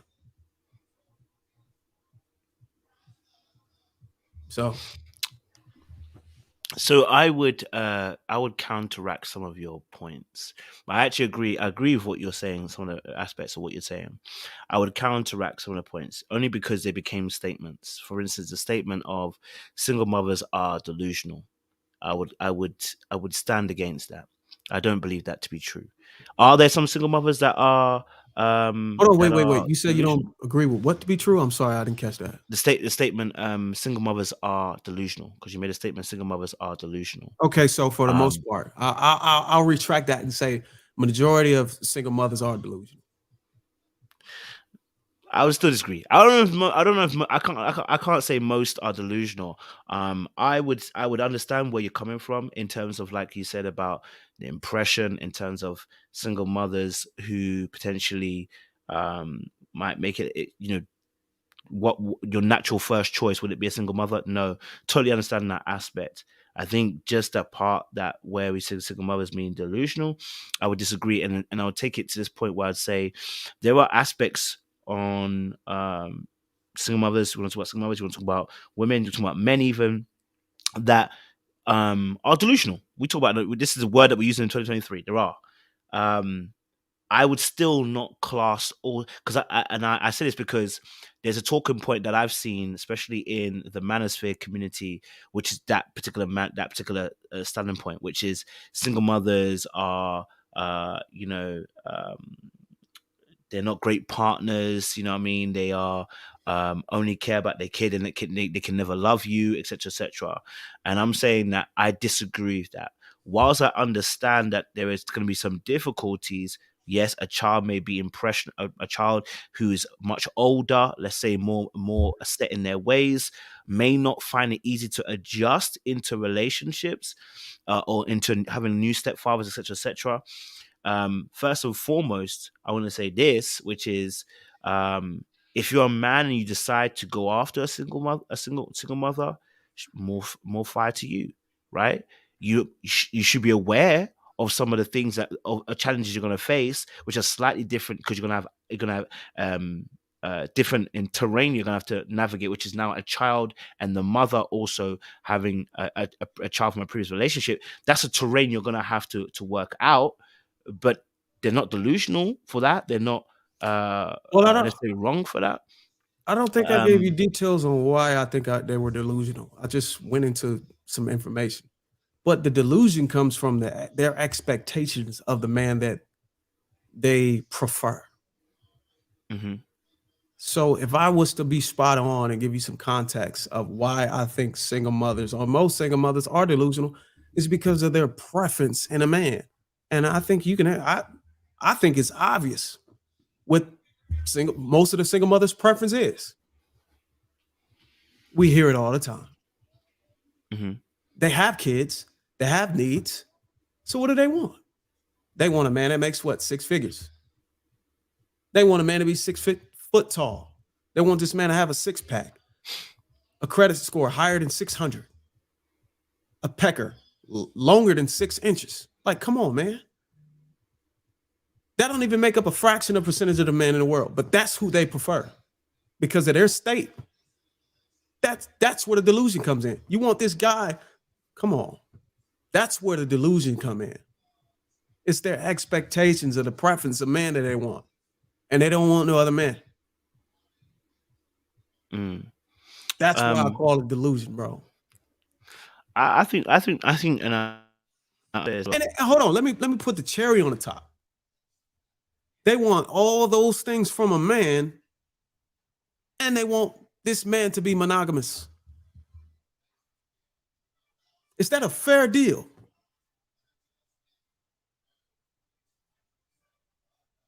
Come on, brothers, be honest. Is that a fair deal for a man? Say the last part again, the last part.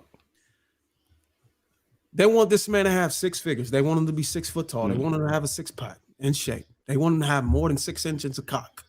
They want him to have a credit score higher than 600. And they want this man to be monogamous. Mm-hmm. These are single mothers that got multiple kids or even one kid. But this is who they want. They don't want the average man anymore, for the most part. Not all of them, come on, but the most part. I again, I'll disagree. I don't think that's the most part. Maybe because me personally, maybe my experiences with people who are single mothers, I haven't seen that. And again, okay, so maybe you have a different experience, but me personally, I haven't seen that. Now, I'm not saying that women don't, that there aren't single women who do that. Of course, there are going to be single women who do that. Just like there are women who do that too, right? Where are you But I located at? think I'm in UK. I'm in the UK, United Kingdom. Come to You know, America, brother. I think in this aspect when we're talking about, because the reason why I'm circling it is because you made the point about you circled the single mothers aspect, right? So which means you're meaning it's more than it's a general uh ideology or general observation that you're this talking about. And I'm saying I don't believe in that general aspect of single mothers wanting wild expectations, right? I do believe there are people that do want wild expectations and do have crazy expectations, but I don't believe that's solely located with single mothers. And I don't know if that I don't think that's the majority either. So that's what I'm trying to say. And you I speak think to what was women in America, or you speak to women in UK? let me say a majority of my experience is coming from the woman in UK, so it might be a different environment. I don't. I know. I Um, don't know. I can't. I don't. I don't speak to that demographics, but I speak to a lot of women in the United States, mm, specifically. If I want to be specifically, the Atlanta, Georgia area. mm, And these girls are not playing around. They're getting their own bags. They ain't got no time for no broke dudes. Or they call broke the average man. They don't even mm, want to deal with him. You got to be making some money over here to deal with these women. mhm, And that's just the deal. And it doesn't matter if they got kids, man. They want the same. They feel like these women over here that I talk to all the time, they mm, feel like they have the same value as they once had when they were in between 18 and 25 with kids. They feel like they should they feel like they can substantiate that they should have the same type of man that they can qualify for in between 18 and 25. And these women are 35, 40, and they say, oh, yeah, I could just still be good. Yeah, you're beautiful. I still can get the same man. He's no, it don't work that way. A lot of you women are ran through. These are the type of women that I talk to, and these are the women I see on a day-to-day basis that are single mothers. Most of them. The ones that aren't this way don't even have any need to talk to me. They don't have a fight with me. There's a hit dog holler method. Those are the ones who talk to me because they're triggered. And like, oh, is that me? Oh my God. Let me go and tell him that's not true. But then we have a conversation and then, oh, okay, you're right. I guess I can dial my preferences down. I guess I can date the guy at Lowe's. That's who you qualify for, though. Just like we got to qualify for a woman to be submissive, these women got to qualify for this guy. You don't think that? You don't think that's delusion, bro? again, I think. Turn? Go ahead. Let me stop. No, the reason why I'm saying that is because I think you're making generalization, and we just spoke about this. We just spoke about delivery content is king. So, I think the aspect of the topic that you're dealing with at the point, right? Again, is going into what we spoke about earlier on. Of course, telling the truth, absolutely, but understanding the audience, right? So, because you said a lot of, and you don't realize you're using certain polarities of word. Like, for instance, a lot of y'all run for it's like, but you're grouping again. So what happens is you end up talking about the whole consensus of the group. So even though you're talking about a specific minute exception, your wordings are not talking about the exceptions. Your wording is talking about generality. And so that again is what I often fight against, because what happens is the message gets misconstrued. If you're talking about specifically, there are some people specific, right? I've encountered specific, but then you don't give the other side. You just say, listen, single mothers, delusional, they want this, that, that. What happens is you label and plaster the whole of women. I hate that because women do it to men, right? And men do it to women. I hate it, right? On this channel, I talk about it to the guys. I hate when that happens because that's not the reality of a situation. We can agree, right? You said, listen, can men tell women the truth? And we've both come to at least a standpoint that we can. You have to have certain criteria in place to be able to do that, but you can. So I'm I'm intrigued, because I feel like you're showcasing some of the talking points that I normally hear from the manosphere without actually giving the nuances that happen with these situations. I believe there's a minute group, yes, of, let's say, single women per se, that are out there that want a man that's unsuitable, right? But the majority of women just want a decent dude. Of course, they may want six figures, but you just said something interesting. These women are out here making the bag. You said something, and this is where they're gonna come and kill us. It's when you said earlier on, feminism has brought women up to here. So men got to improve. So if these single women are making the bag and they get up to here, what's going to happen?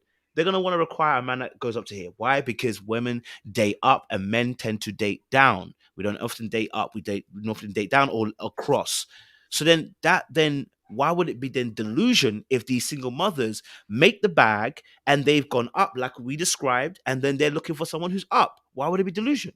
Rather, the word delusion would be an incorrect word. What we can say is we may need to adjust your expectations, because we understand now you have a child, and the child now being involved means that the man who obviously has options, this wouldn't be the first choice they would go for. That makes sense. So when I talk, I always talk in majority. I speak to the majority. I don't speak to the exception. Okay. I agree with you on that. But when you spoke about, or you reiterated what I said, the only thing that you stated was, in your example, the earnings. But you left out the fact that this guy's got to be 6 feet tall or better. This guy got to be in shape. This guy got to have a 600 high credit score, 6 inches of cock or better. And he's got to be monogamous to her and take care of her kids. You left all of those things out. And I think leaving those things out is very critical to my point.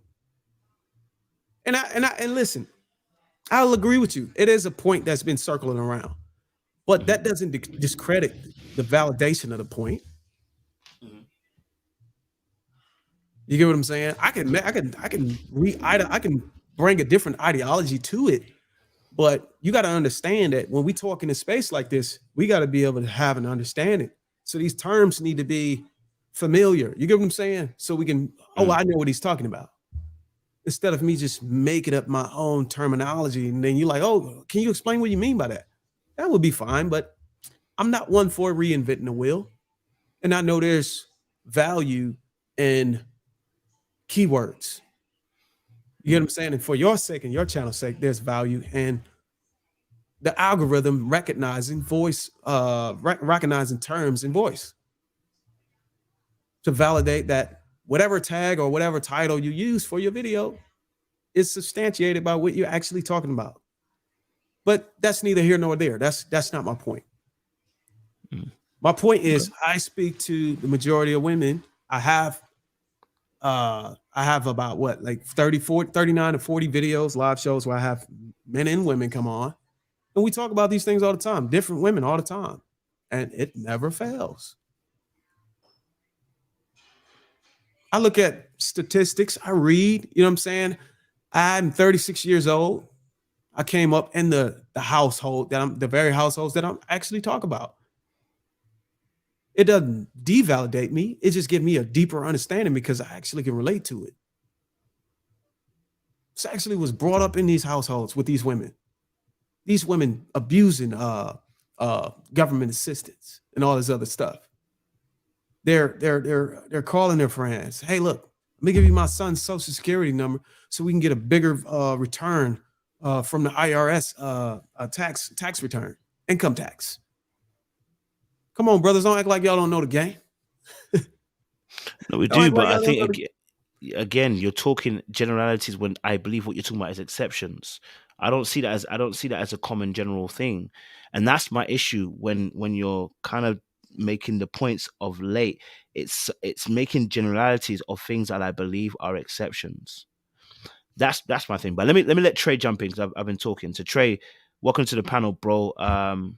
Good having you on board. I know we always chat in the chat, bro. So talk to me, bro. What are you saying? What are you saying, bro? Oh, sorry, let me unmute you. Go for it. It seems like for the last 5 to 10 minutes, we've hit philosophical differences and walls of how we think about things. It's basically what's been happening right now. But we're still talking on the same lines. Really, what it's boiling down to is how we what words we use to describe it, how we get across our opinions. I'm gonna be honest, I didn't disagree with mostly what Bruiser said because I can see some of the things what he's talking about. I can see it. But how we deal with it and how we choose to talk about it, that says more than anything else. How things are going to go in the future. It's just differences of opinions right now. What's going on between y'all two gentlemen? You're both not wrong, honestly, because I do see some of what he's saying. I can't sit here and say it's just all wrong. I see it. I'm around the Atlanta area sometimes. I'm around some areas, and more and more women are talking a certain type of way. They are dealing with men a certain type of way.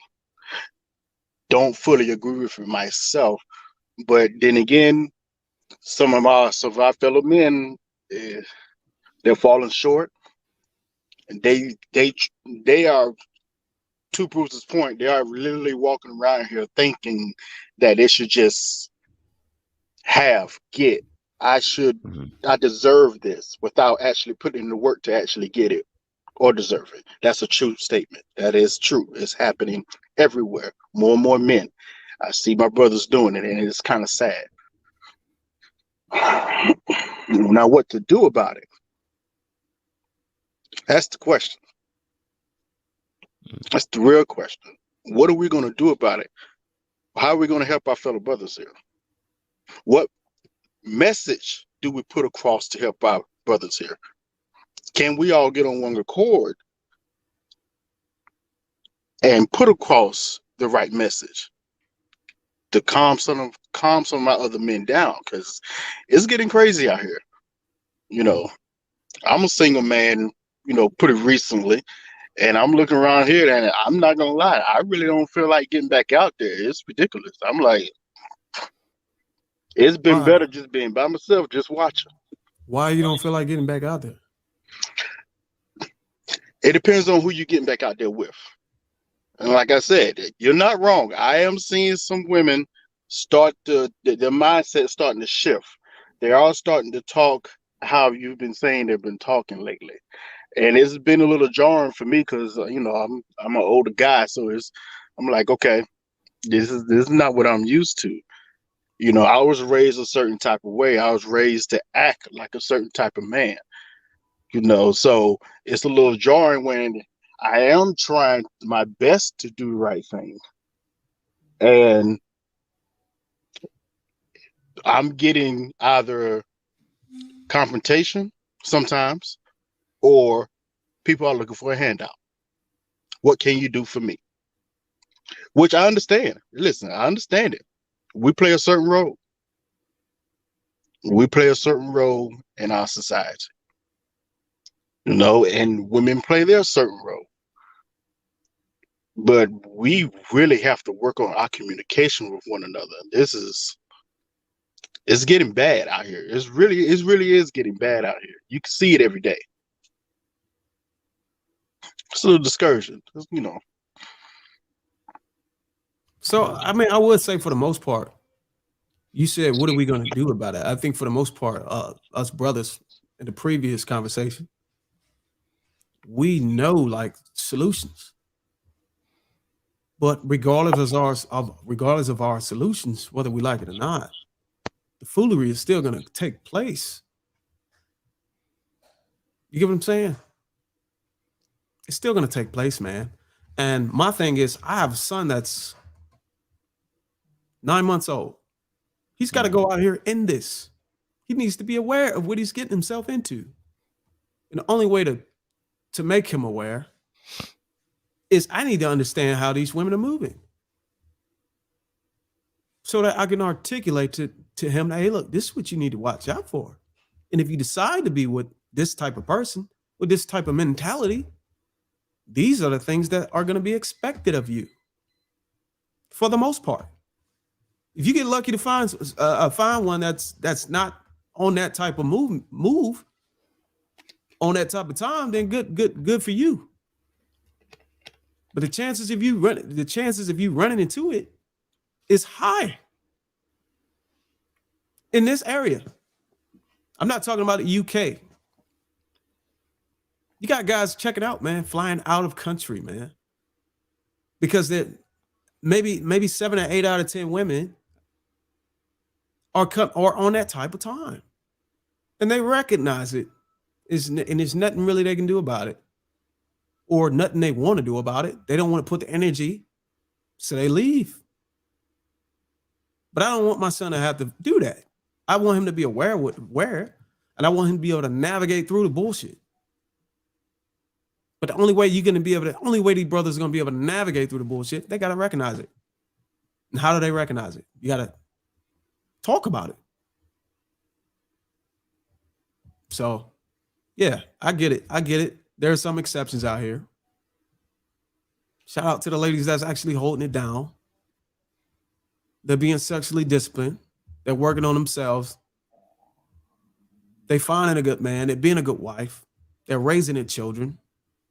And they're not divorce rating their man. Shout out to those women. But those aren't who I'm talking to. And the hit dog holler. That's why you see the chat blowing. I don't know who this guy is. Well, you got to get a single mom.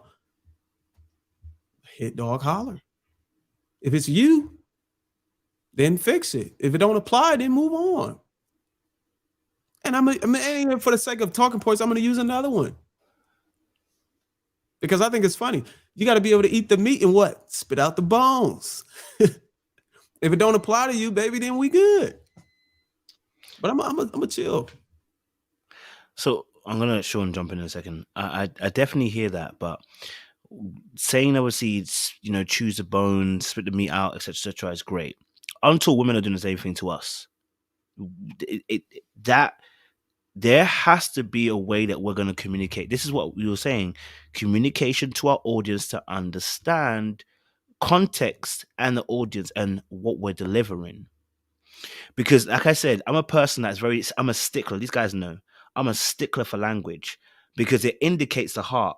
So when people start talking about certain things and the way we're delivering it is very important, right? Because at first, when you started, I'm just holding you to account because we're talking about telling the truth. You said earlier on, these men that are going for passport, bro, they're only going there because they want to have sex. Now you're suddenly saying that 7 out of 8 women they're not great, so the men are now going overseas. It's like, wait, which one is it, right? The situation at hand, I totally understand that there are people out there who are not great on both sides. Totally understand that, right? But what we're talking about at this particular point in conjuncture, all right, because we're talking about can men tell women the truth in 2023. We're also talking about the society that we live in, right? I understand, but you're making a generality of, and it's the same thing I hate when women do it. Is the generality is these men are bad, and then the generality is that, well, these women are bad. And actually, all it does, and I was thinking about this morning. I got up in the morning, I said, the women are complaining about men sitting on podcasts talking about situations. They get annoyed at that. I'm annoyed because when women go and sit on social media, they come and tell some nonsense too. Both parties are annoying when they get a microphone. Women out here saying, I get the ick. I heard someone say a woman got an ick. An ick means she got turned off, right? That a man walked towards her. I need you to understand that. But what she doesn't realize is she told the whole internet.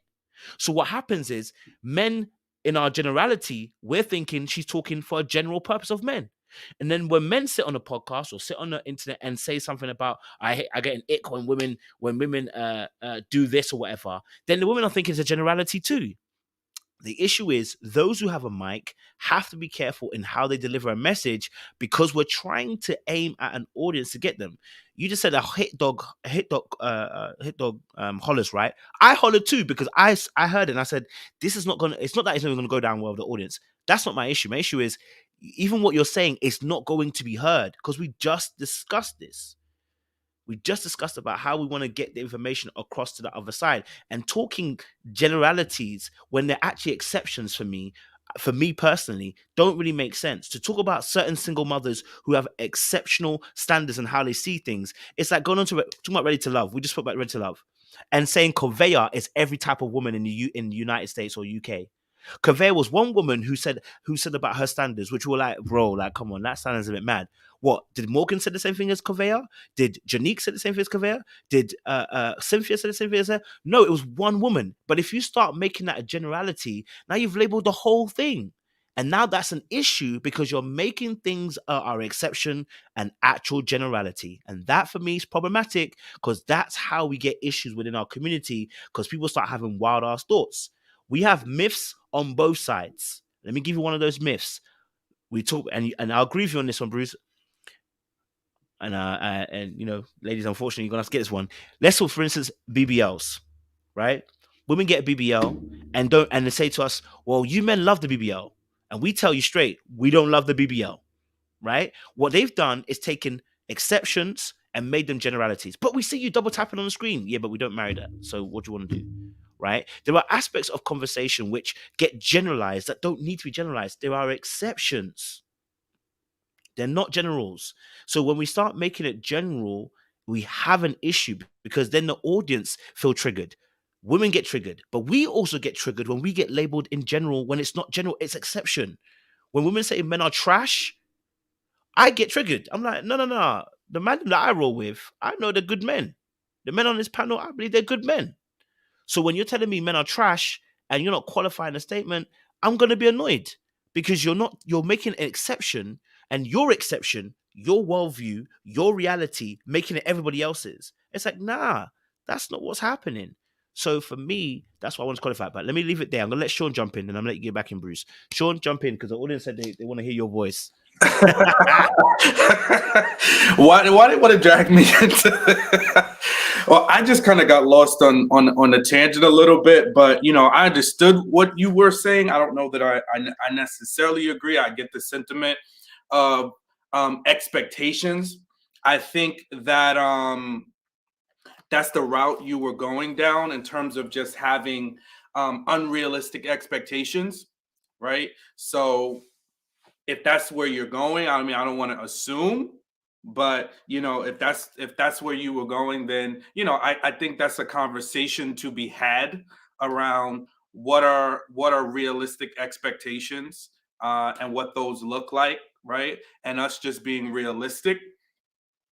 You know, and I said this earlier, I think, you know, just 'cause men and women are different, right? So there's certain things that we have and or don't have, and some things we can change and some things we can't. And I think we deal with that truth to a certain degree a little better, right? But I think that it doesn't negate that a woman should be treated with respect, right? That just as you were saying earlier, like when we are requiring things of women, what are we bringing to that particular table in that particular situation? So I think that is very, very important. Once we start talking about baby mamas and, you know, single mothers and what they don't deserve, I think we get down a rabbit hole of we just going to be contentiously fighting. And I know we've done enough of that in 2022 and 2021. I just don't want to do it. But what I do think is we do have to be realistic. So if I were to put my spin and my opinion on it, I think we all just need to be realistic, right? So if I know where I stand in life, if I know what I make, what I bring to a relationship, then I need to be matching myself and aligning myself with the woman that is that is set up to do that, right? And vice versa. Same thing for women. If you are in a situation that listen, you need to be more open, right? So if we got on the single mother topic, right? So it's not to say single women should, if a woman is a single mother, right, she should just accept any man that comes her way. But you also need to have a level of realism about who are you looking for, right? And it's not to say a man being financially stable is not important. It 100% is, right? Single woman, single mother, single whomever, that's important, right? But, you know, if you are looking to, and I know the Sierra prayer gets to triggering folks, but look, listen, it ain't for everybody. It's a very unique situation. And I think, yes, I can comfortably say most women are not going to land in Sierra's spot. They're just not. And I think you can want it, but don't dismiss a man that comes your way that doesn't fulfill all of those things, because you're going to be missing opportunities. And I think that's the part where we try to really bridge the gap here is like, what are the things that we're going to do that are going to bring us closer together? Right? And the things that are going to bring us closer together and have more successful, lasting relationships is me being realistic and me not turning away somebody off of something superficial. And also me just looking in the mirror and saying, okay, this is some of the things that I'm working on. These are some of the things I need to work on. Let me not sit up here and think that I'm going to get Yaya DaCosta. And I mean, I just threw her name out because surface level, she's a beautiful woman, right? You know, so I need to be realistic. Now, do I feel like, hey, yes, if I was in the room with Yaya DaCosta, am I going to shoot my shot? I sure am. But if she's not interested, I can't go crazy and be like, well, if I don't get, you know, no, I move on. It's on to the next. Right. And I think that's the same thing we're saying for the ladies. Right. Don't dismiss good quality brothers trying to aim for Sierra's prayer and a Russell Wilson, because that is likely to leave you alone. Right. Be realistic about who you are, the situation you're in, and what options you can actually get in that particular situation. That's how I would put my own spin on it. That's very good, man. I appreciate that. And the reason why I speak the way I speak and I generalize, or whatever you want to call it, or speak to the majority, in which I call it, is because that's the audience that I speak to on a day-to-day basis. So it's kind of become numb to me, you know, wherever I go. And, you know, I can have accountability over that. I most definitely will. But I won't get triggered if a woman generalizes me in the same category as other men by saying I'm not shit. I don't get triggered by that, because there's nothing a woman can say to substantiate or validate what me as a man.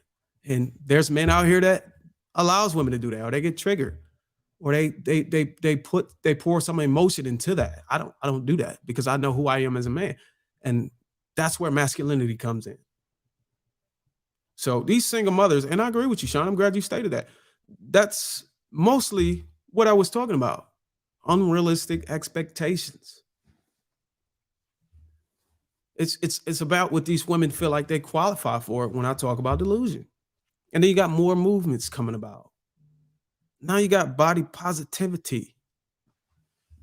And I know this is going to cause women to hate me even more. Now you got body, another shield for laziness.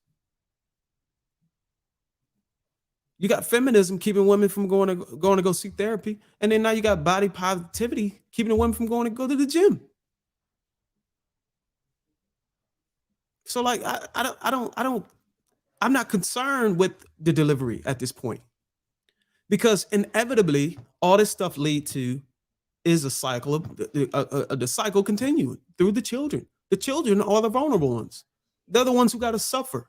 And what did it for me, the reason why my delivery is the way it is, what did it, and I can care less. What really did it for me is whenever I saw an article, a headline about a young girl getting off of the school bus and the FedEx driver hitting her and then taking her down the street and dumping her body. No one was home. No one was there to see the kid get off the bus. I think the father wasn't there. I don't think the mother was there either. I think it was a babysitter there. But because of our selflessness, we're not able to be there to protect our children, and our children have to go through the BS. That's why my delivery is so passionate and aggressive. Because once I see children out here dying and shit, I could care less about your feelings. You didn't care about the kids' feelings. You're too busy being selfish and thinking about what you want in life, and you out here procreating. So now you're a single mom. Now you want to try to get it right, but you still want the same preferences. And it's not fair for the man to come in there and get that type of deal. Those are the people I'm talking to. And like I said, if it don't apply to you, then it don't apply to you. Don't worry about it. But why we choose again? This is what irritates me. Audience is because that's the audience that I. But that's not my audience. That's not my audience. I guess that's what I'm saying. My audience is not like that. It's not your audience. I'm now understanding. So then, who are you talking to?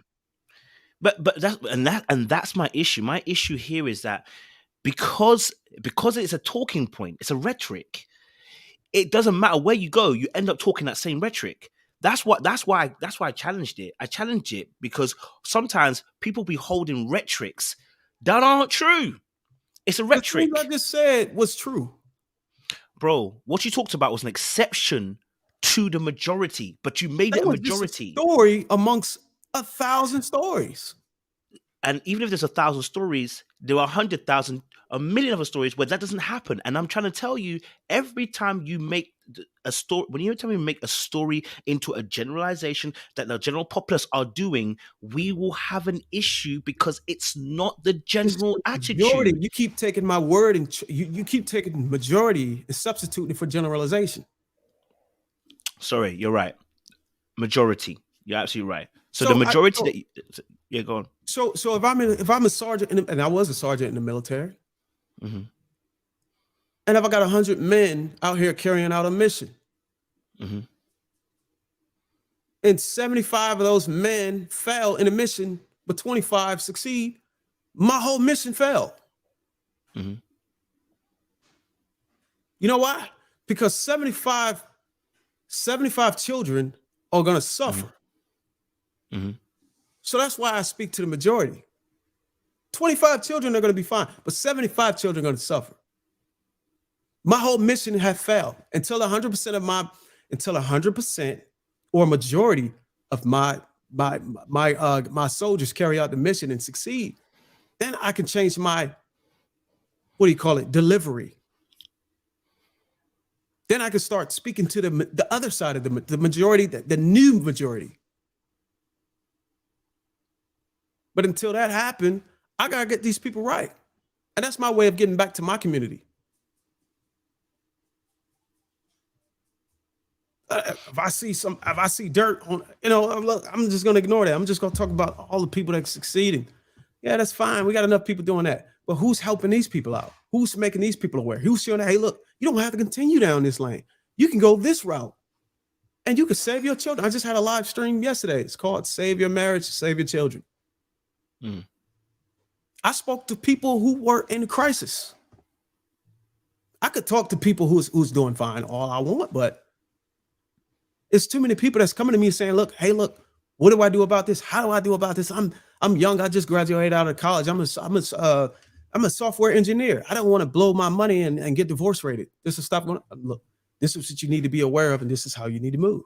I can share this information with you. You'll be better off. The people that's actually doing well, that's the exception. They're not coming to me because they got it. They got it. How do you say it in your language? They got it. I'll just mess with you. But yeah, man, I feel you, brother. I feel you, brother. And I'm glad we're on two sides of it because there's a side that's actually acknowledging the people that's actually doing right and actually raising the children and being mothers to their children and doing the right thing. And then there's my side to where I'm talking to people who not doing it and saying, hey, look, you need to get it together. So. No, I mean, listen, I'm hearing, and I said I invite all types of thoughts so we can actually have a collective understanding here. You know what I mean? And so I'm not saying you know, there aren't aspects that I'm actually agreeing with. I agree with a lot of aspects that you're talking about. But we're going back to that original point, saying, can men tell women the truth? And I'm going back to that original point that we started off at the very beginning, which is, what are we trying to deliver to people, right?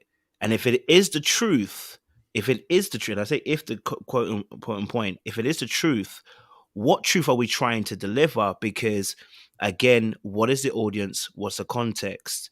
What do you know what I mean? Because I'm a stickler on this. I will talk about this, that delivery's content is king, and how we deliver a message is very important. Also, the words we're using are very important, because listen, that's what I said to you at the beginning when you started. I said, bro, when you qualified it by saying you were married for 10 years, etc., that was a great qualification, right? I'm not married. You know what I'm saying? So as for me, even the question I really wanted to ask you, which was even before we got into this tangent, my question I was going to ask you, and even Sean, was, since we're saying, can men tell women the truth? You're married. How do you tell your wife the truth? And how does she receive it? Because then now we can also learn from that. Do you know what I mean? So let me ask that question. We can get back on tangent. Let's say for you, you're married for 10 years. To keep that marriage for 10 years, it's not easy. So let me ask that question. How do you tell your wife the truth? How do you communicate that truth in that regard? So we can get a learning as well from yourself as well. What I do is I'll listen first, and I try to be, I listen, because I know some women, whenever they talk, they just don't want to get straight to a point. They want to vent first. Okay. I could be generalizing again, but my wife specifically, and any woman I ever dealt with, before they get you to give them a straightforward solution, because we're logical. We don't want to go through we don't want to hear the rant. We don't want to hear the venting, this long conversation. We just want to say, hey, look, do this and go. Now let me finish watching football. I agree. I've learned how to listen to my wife and let her pour it all out. And then when she's done, then I give her the solution. And I'm open and transparent with it. You get what I'm saying? I know her love languages. I've been with her long enough to know what makes her tick. So it took some time. Don't get me wrong, man. In the beginning, it was kind of rough. But I had to learn how to listen to her and allow her to pour herself out. Because in the beginning, I was like, you know what, man, I'm not trying to hear. I just told you what you need to do. But sometimes that's not how they want to receive it. So, like, to go back to what you said, the delivery, yeah, I had to reapproach the situation with a different delivery. But I also had to stand on my word, man. Like, whenever I say things, or you know what I'm saying, I had to back it up. Otherwise, she didn't want to hear anything from me. She would go to her mother, or she would go to her father for advice, or vent to them. But now she's able to vent to me, because whatever I say, I'm actually replicating that. You know what I mean? I'm replicating the things I'm telling her. I'm substantiating it by walking the walk. So that's how I get my wife to listen to me. I don't. How did you get to that point where you understood that? Because like some guys will not understand that though. So because some guys might say that's weak. Some guys might even say, listen, me listening, and the truth of the truth, it is what it is. So why did you get to what triggered you to the point where you're like, okay, I need to get to a point where I actually listen first before I start talking about my situation? Because a lot of guys will tell you, listen, hey, why do I need to listen? What's the point? Like, bro, like, I already have that solution. Let's just get it done with. Do you know what I mean? Like, what made you get to that point? I'll tell you like this, and I'm not even ashamed, man. It took me to be around other brothers to learn. I started having conversations with a group of brothers that I looked up to, and they told me, look, man, we've been through the same thing, man. She's right. You're very stubborn. You're very arrogant, and you're not listening. You need to listen. So I was like, damn, she may be right. So I went back to my wife and I started listening, and things start changing. And I appreciate those brothers for that, because it allowed me to change my circle, because the circle of friends I had before that wouldn't tell me that. They only told me what I wanted to hear. That let me know that I needed to cut those guys off, because they're not being upfront with me, and it's going to cause my demise. So they're saying, like, oh, I like Bruiser. You know what I'm saying? He's cool. I'm not going to tell him that. It's going to make him feel bad about it. No, I want you to tell me. And those guys couldn't do that. It's like, you guys can't elevate me. I gotta surround myself around brothers that's gonna push me to be better. So I started doing that, and it started actually helping my marriage. It did take me to go to therapy. I don't believe that men. Listen, if a man go to therapy, fine. But I think men need to be around other brothers who are proven. That's what helped men. And that's what I did. And I was able to bring that into my household. And I was able to talk to my wife and listen, because I got called out on it. The same thing she was telling me. We was on a basketball court. Man, you don't listen. You don't listen. I kept hearing in many aspects of my life at work. And I was like, you know what? My wife is right. And this whole time I thought a woman couldn't be right about what she could say about a man. And I was like, no, that's not true. She loves you, man. She married you for a reason. So you have to listen to her.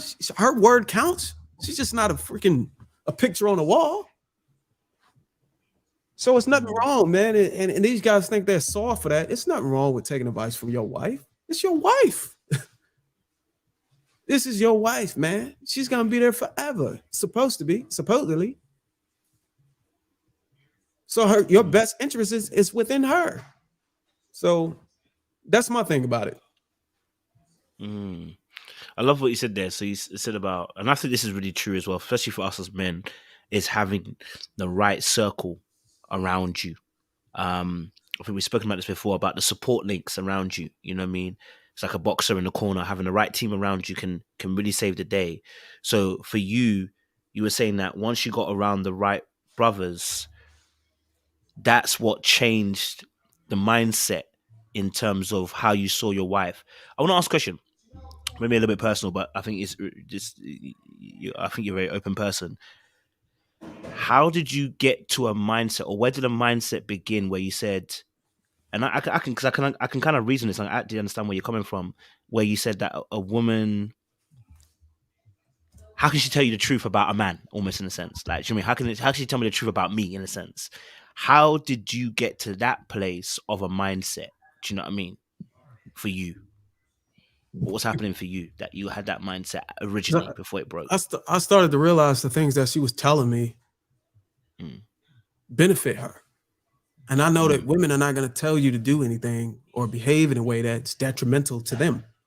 So why? It didn't make sense for me to think that way. So why did she want to cause herself harm by giving me toxic information? So I had to look at it from a mathematical way.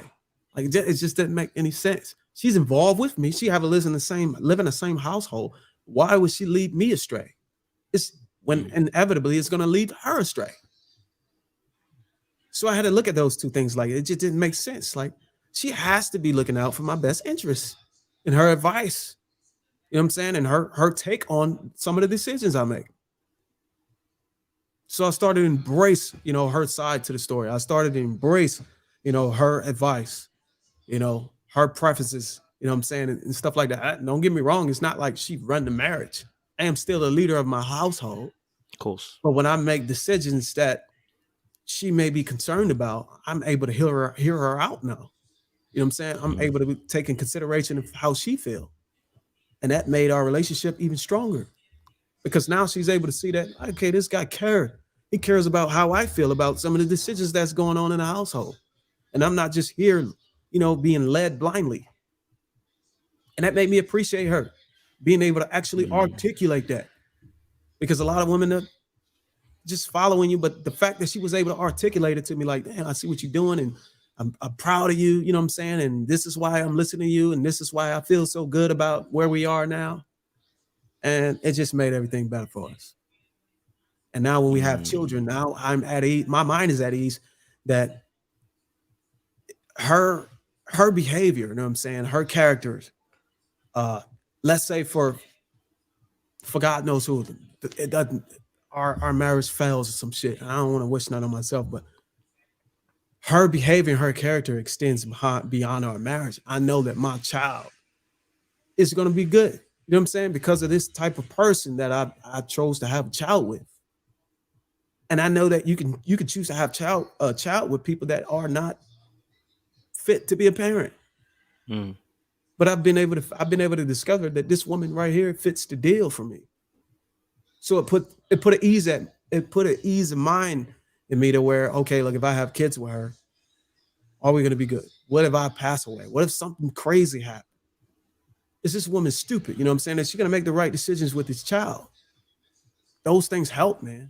So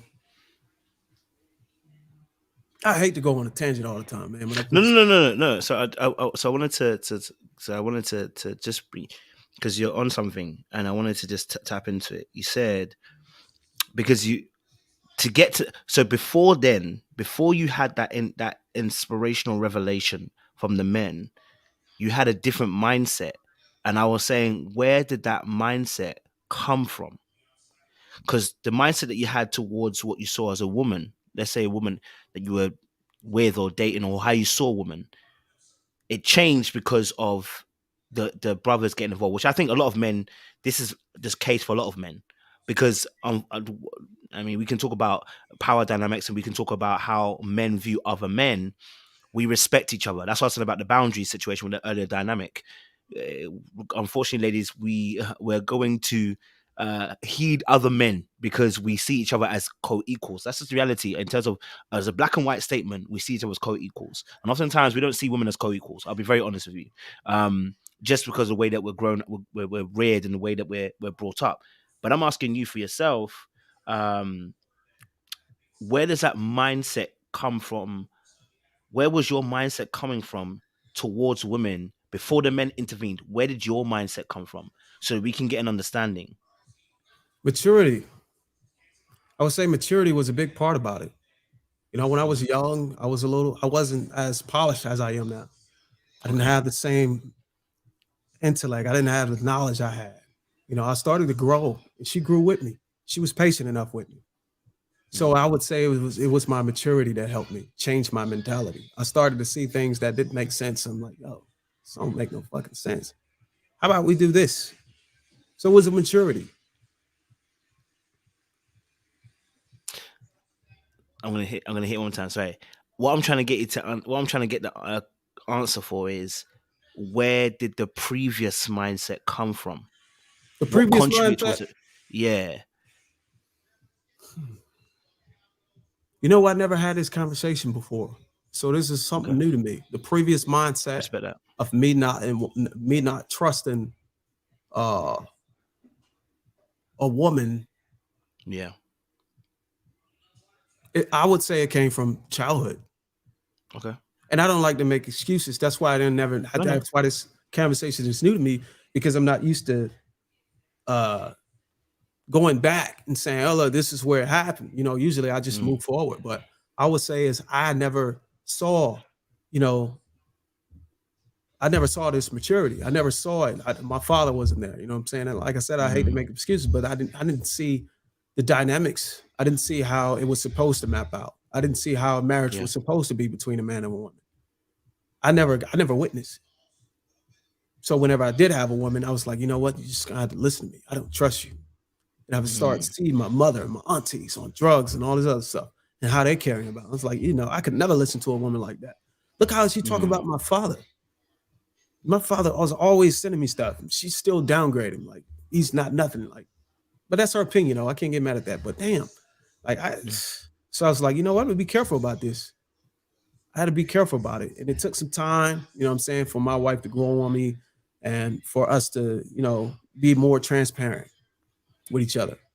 It took us to trust, you know what I'm saying? And that let me believe that you can't just blindly trust anybody. Your trust has to be earned. You can give people the benefit of the doubt, but yes, you still have to earn someone's trust. And the only way you can be trusted, you got to show that you're capable of it, being the leader, so she can follow you. And I showed that I was capable of believing. That's the initial step. I showed that I was capable of leading her. And if we did have a child, I was capable of taking care of the child. So she started to trust me. And then she started to show me that she loved me. And I started to trust her even more. And then as maturity came about, those childish, untamed ways started to fade off of me. And I started to look at the bigger picture. That's why I'm always advocate for marriage. I respect that. So you don't have to answer this, but I'm intrigued. And the reason I'm intrigued is because I think for us as men, this is really important because you're speaking on some really real things here now. You obviously, like I said, your father wasn't there. Was he absent? Did you know why? I want to ask a question: why he was absent? What was the reason for the absence? Did you actually get the real reason why he was absent? I don't know if he passed away or something. I don't know the actual story. Just so I can No, understand he didn't pass away. He's still here. Okay. He's still here. But I will say this: you know what took place in the 80s, right? Was it crack pandemic or epidemic or whatever? Spot on, brother. Okay. The drugs swept through the community like a fucking broom, and it took a lot of us. Took a lot of our parents out. It was actually recreational at that point. And it kind of impaired our parents' judgment back then. Now, look, I'm not trying to make an excuse for my parents. I'm just telling you what actually happened. That's real. That's not an excuse. They don't get a pass for it. They still had a decision. They still had a choice whether to use or not use. But I can't say that impaired their judgment and caused a divide in our family and a lot of families in that era. And there you go. You got guys like me coming into relationships not prepared. So now I have to, a lot of these men that were born in the 80s and 90s, they're probably what? A lot of the guys that's born in the 80s probably in their 30s now. You know what I'm saying? And we're now starting to get established, and we're now starting to see like, look, now I can get in a relationship. But guys born in the 80s and trying to date when they're in their 20s, we didn't have enough time to rid ourselves of that trauma. You get what I'm saying? That's why there's this stigma or this catchphrase. Oh, look, most men are not established until they're 30 and 40. That's going to change 10, 20 years down the line because eras are changing, right? So the guys that's in their 30s are part of the 80s era. So that traumatic stuff is going to fade away because the guys is opioid now, right? This era right now, the youth, I think it's opioid or like oxycodone and stuff like that. It's sweeping through these guys. So they got to deal with that. But yeah, it was the parents' judgment was impaired. That's the more professional term we use for it. Or more logical term. Yep. I appreciate you sharing that, bro. And the reason why I wanted to talk about that is because a lot of times when we deal with relationship issues, as you said as well, trauma, and you said something really interesting. You said, I don't want to make excuses. And you actually weren't. You were just kind of giving us a breakdown synopsis of your past. I think one of the issues that men have, and this is slightly deviating from the actual kind of mental, no, it's not, it's still just on the same thing because it forms part of how we talk about truths. I think one of the interesting things about us as men is that when we go through traumatic experiences due to the environment, society, even how we relate with other men, we often downplay what's happened to us, right? Even you saying, I don't want to make excuses. You actually weren't making any excuses. You were literally breaking down what happened to you, right? And part of what happened to you informs who you are today and what kind of decisions you make, and also the perceptions that you have going forward, right? The beauty of it is that you found a woman who was able, plus obviously having a revelation for the men coming at a particular time as well, who were able to speak to you and you were able to hear. But what's really interesting about this is before then, and the reason why I wanted to go deeper into it is because, like I said, when you was making the generalities about the single mothers, I was trying to figure out where the mindset was coming from. Because what you've described to me is in concordance when I do speak to people about psychology and some of the things they've experienced. Now, by the way, anybody out there, I am not a psychologist. I am not a therapist. So don't come for me, okay? I've just read a lot of books and the Lord does give me some revelations, okay? Before you start canceling me. But what I have understood is that what happens to a lot of men, especially when they are in single parent households, is they need someone to what we call in psychology called displacement. They need to displace their frustration and their anger at the parent who's not there. They actually displace it on the mother. And then, because mothers are our first representation of women, we then have an ideology that can then go into what we feel about women in general. And the reason why I'm mentioning this is because when you was talking about the single mothers, it wasn't necessarily I said about rhetoric, because oftentimes there's an energy that comes behind a particular topic. Like if I'm hurt about something, right, you'll hear the hurt in it. I may not use violent words, but the tone, the way I'm hitting on a certain point, you can hear that, oh, coach has probably been hurt, bro. Like the way he's talking, it sounds like he's a bit hurt. Now, the way you hit the point about single mothers, I could tell something was there, which is why I appreciate your vulnerability and you sharing what you shared, because now it gives us understanding that there may be an aspect that you may not be able to see about why you feel the way so strongly about that topic in the way that you delivered it. Because what you described there, your mother didn't necessarily do anything wrong. Your father, unfortunately, was taken out by the pandemic of drugs at the point in time, right? That was his choice. His accountability needs to be in place, right? But now he's left you and the mother single. Now, is your mother now when you? That's why I said about generalization, because what happens is someone and women. I love women, but the next thing they will say to you is, "Who hurt you?" Right? And I don't want to do that. What I want to say is, but there is some validity to it, which is that to ask the question now. Okay, but then if you made a point earlier on, which is why I said I want to be very careful about generalization. Sorry, about the majority making exceptions. Your mother now pretty much almost became a single mother, but is she delusional? She's not delusional. Like, she's not one of those delusional people. She has a situation that she gets left as a single mother because she's been put into a place where, unfortunately, someone's made a decision that has now hampered her and you. Guess who's to blame? Me and you. When I say me and you, men. And I'm not saying that's every single situation. I'm saying in that situation, what happens oftentimes to the child is they place the inferment of blame on the parent who's currently there. A lot of men have frustration towards women, but it's not frustration towards women. It's frustration towards the parent who wasn't there, but they can't get the parent to be there. So they displace the anger and frustration, rightly so, that you have anger and frustration towards a father figure. It gets displaced onto the mother figure. But then that affects how you see women in general. So what I'm saying to you is that you said something really interesting. You said that you may not believe necessarily for men to have therapy. I'm going to say to you, this is therapy. But someone else can do this job without... The idea of a therapist can sometimes be very difficult for us as men, because it looks like we're broken. The truth and reality is a lot of us are broken. I have two parents, but I'm broken. I'll be honest with you. I believe that like this right here is like a form of therapy. But when I said therapy, I meant like actually going to somebody and sitting in the office and doing all that.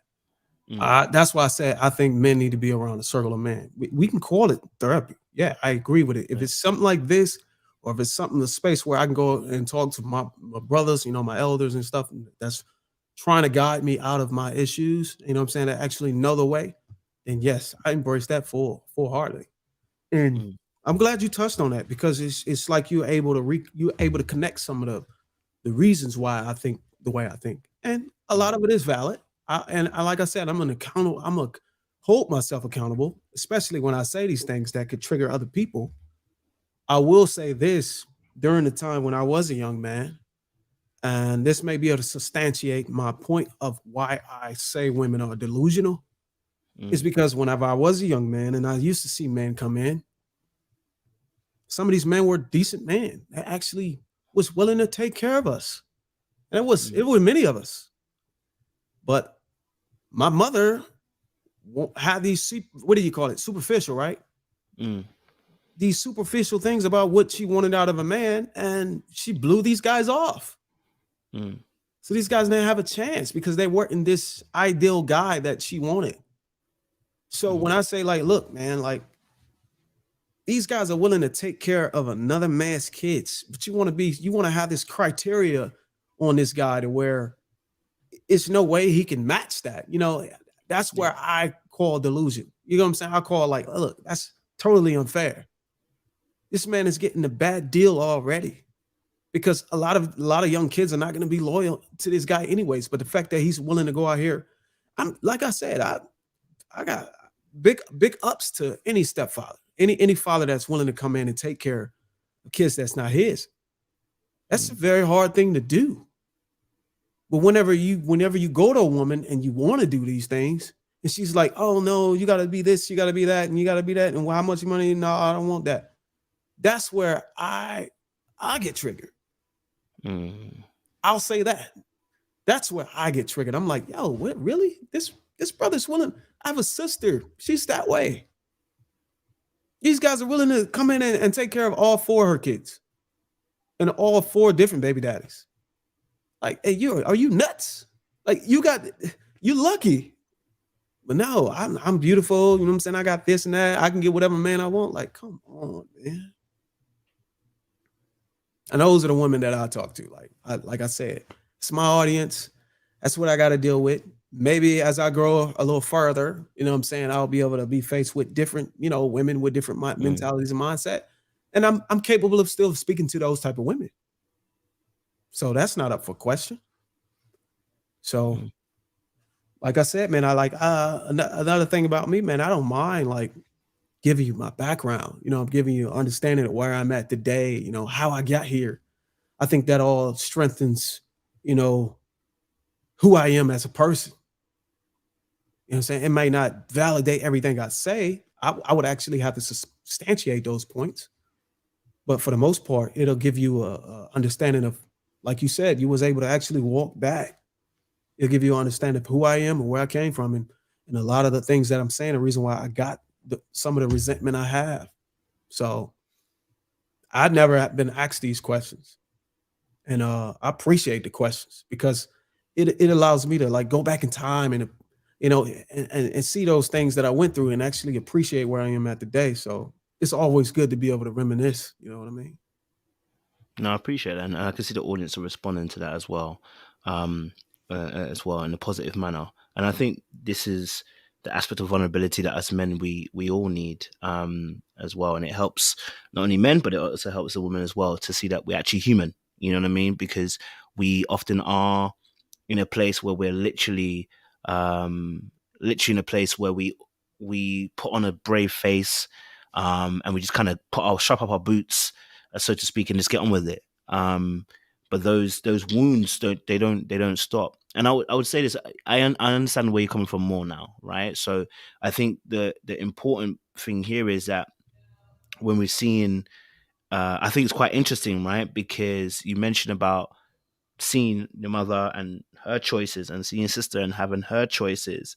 And I think what's really powerful about that is when I say about all of us do this, we have our confirmational biases, meaning that until new information is presented in certain situations, what will happen is we'll actually find things and things will actually be drawn to us and attracted to us that will confirm our bias, right? So like, for instance, let's say for me, I might say, women aren't kind, whatever, right? But the reality is I've experienced that from, let's say, I'm not saying this actually me, I'm saying an example. Let's say I've experienced that from my mum and I've seen that from my sister. Now, what we don't realize is as a pattern of thought, we actually actively start looking for those examples. We actively start looking for it because what we need to do is confirm that bias, because as human beings, we need to make judgments. The judgments actually save us in situations, right? If I can stereotype you or I can group you, I now know how to behave with that group. And so I'm saying, I from what I'm seeing, you wouldn't be wrong from your perspective in a sense of what you've seen. And what we're having now is a conversation of perception and perspective, because what I've seen is different to what you've seen, right? I haven't seen always single mothers who behave like I've spoken to single mothers, and I can agree there's certain aspects of what I agree with you with, but then I've also spoken to single mothers and I've seen, they generally just the 666, quote unquote. A lot of these people don't even want that. Listen, look, we make jokes on here in the channel. Listen, if ideally women would want 666, let's be honest, ideally, right? The same way ideally I want the finest babe, the baddie who's kind, loving, caring, ideally, right? And there are a lot of women who often will choose the ideally. But then as they grow and they mature, as they get wiser through experiences, through conversations that they're having with other women, older women, like we're doing right now with older men, they also start to learn that some of these things are idealistic and they're not realistic to what I need in relationship. What I've seen is a lot of women, single mothers, single women. I've seen that as they get older, whether it gets to 22, 23, 24, whatever, 26, whatever, 30, whatever you want to call it, they also start to realize some of the expectations I have need to change. Just like me and Sean have this conversation all the time, right? We have this conversation about wanting that kind of woman that has a little bit of that spice. You know what I mean? When I was a kid, I don't say kid, when I was younger, I wanted a woman that would challenge me completely. You know what I mean? I want to fight with you. You know what I mean? I want that tussle. I want to feel some heat so I can come back to you and be like, babe, you know I love you. You know what I'm saying? You know you love me. Yeah. And as I got older, I realized, bro, that's not going to sustain me in a marriage. That's not going to help me. I need peace. Shoot, when I start seeing that, I start running away. And so as we grow and mature, we start to realize our experiences begin to shape us and should change if we have good experiences. Some of the ways we look at women, right? And that's my big thing. My thing is that I think if we have more conversations like this, Bruiser, I'm telling you now, the manosphere, especially the manosphere, I take issue with them. A lot of their points are from hurt places. They're not from healed perspectives. And so then how they feel about women, when they get into a space, they group think and then they group act. And guess what? Group thinking, group acting gonna get you single. The same way we say about women, that other single women keep them single. Well, group thinking, sometimes as manosphere, when men are not intent on making sure that, you know what, you choose the right person, it's going to keep us single, bro. It's going to keep us single. It's going to keep us angry. It's going to keep us broke. We need the right type of people around it, which is why I want to end on this point so you can jump in, and then I'll let the guys jump in as well. When you said something so powerful, you said you had to even remove the circle you were in to get with other brothers who had your best interests at heart. Do you know what that says? That says that even men are just as bad as women. They don't have your best interests at heart too. Single men are just as bad as the single women. They will keep you single, okay? They'll keep you lonely. But if I want to be in a sustained marriage where I want to see my marriage grow, I want to see my marriage flourish, then Bruiser, I need to be asking you questions saying, bro, how did you manage to substantiate a relationship and a marriage for 10 years? What were you doing that made it stay this long? How are you still sustaining it? I need to be tapping into you so that I can get this information so that I can also have a successful marriage. I don't want to be single forever. I'll be honest with you. I don't want to be single. It's lonely. I don't care if you're a man or woman out there. Any man that tells you that being single is great is lying to you, okay? When you're 20, yeah. When you get to 30 and you start seeing real, that's lonely, bro. Ain't nobody want that. You know what I'm saying? Jump back in and I'll let the guy jump in after. Go for it, bro. Man, that is absolutely profound what you said, my brother. That's the reason why I sit here and I pay attention to you, because there's not a lot of brothers that I've been able to listen to actually give me any value. And that's the beauty of it. And I'm glad what you said about perspective. And what I believe is 10% of what happens and 90% of what you perceive. That is what your reality is. And your reality is based on your experience, and my reality is based on my experience. But the key point to it, and you touched on it, is the information, being able to share information with each other and receive it. Because now that I'm able to receive it, I'm able to see the other side that I may have not experienced. And you're able to see the other side that you may have experienced. And it's like, okay, look, if I share this information with this guy, maybe we can come to an understanding to where it actually can help us grow as men. And whenever we encounter other men, we can share the same information. And that's the beauty of it. Although we have unique, differences and unique experiences, being able to share the information that we haven't experienced yet is key. I think that's very, very needed, and I appreciate it. And that's why I tell guys all the time, man, sometimes you just gotta listen. We don't always have to talk and try to be boisterous and get our points out. You never know what's coming out of the mouth of another brother, or you never know what you can gain from other people. And I'm here to say, look, man, I appreciate what you said, bro. It kind of give me a different understanding now moving forward. You know what I'm saying? And maybe it'll make some content on that. And I'll probably be able to grow, in that regard. because I'm kind of like, and I gotta admit, like I told you, I'm all about accountability. I kind of like the hate comments. You know, it's funny. It's funny triggering people, man. And I gotta stop. I'm getting too old for that. I gotta stop, and I gotta start trying to talk more about the solution instead of the issue, because there's too many people. It's oversaturated with people talking about the issue, and it's just the same repeated thing over and over. And I hear the girls in the chat, look, let's leave that shit in 2022. Let's do something different this year. And I'm you know, talking to you guys today, I'm all on board, man. I have to say that. And I'm gonna let the other brothers chime in. I appreciate it, bro. I just want to say I appreciate you listening as well, bro, and taking in that information. Not everyone can do that. So I honestly, I commend that, and I appreciate it, bro. Thank you for giving us that ear to even do that as well. I appreciate you, honestly. It takes a real man to do that.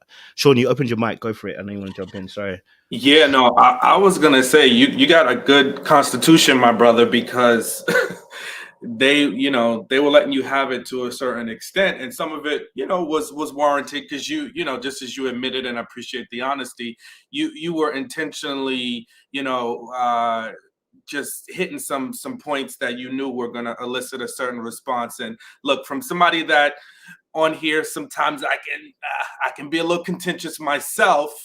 I saw that, so I appreciate you just sticking around, because sometimes we have folks that come through here, from other places. They stir up the pot and they just kind of leave us in shambles. So I was a little nervous in the beginning that was going to start to happen. So I'm glad we had a full circle 180 moment.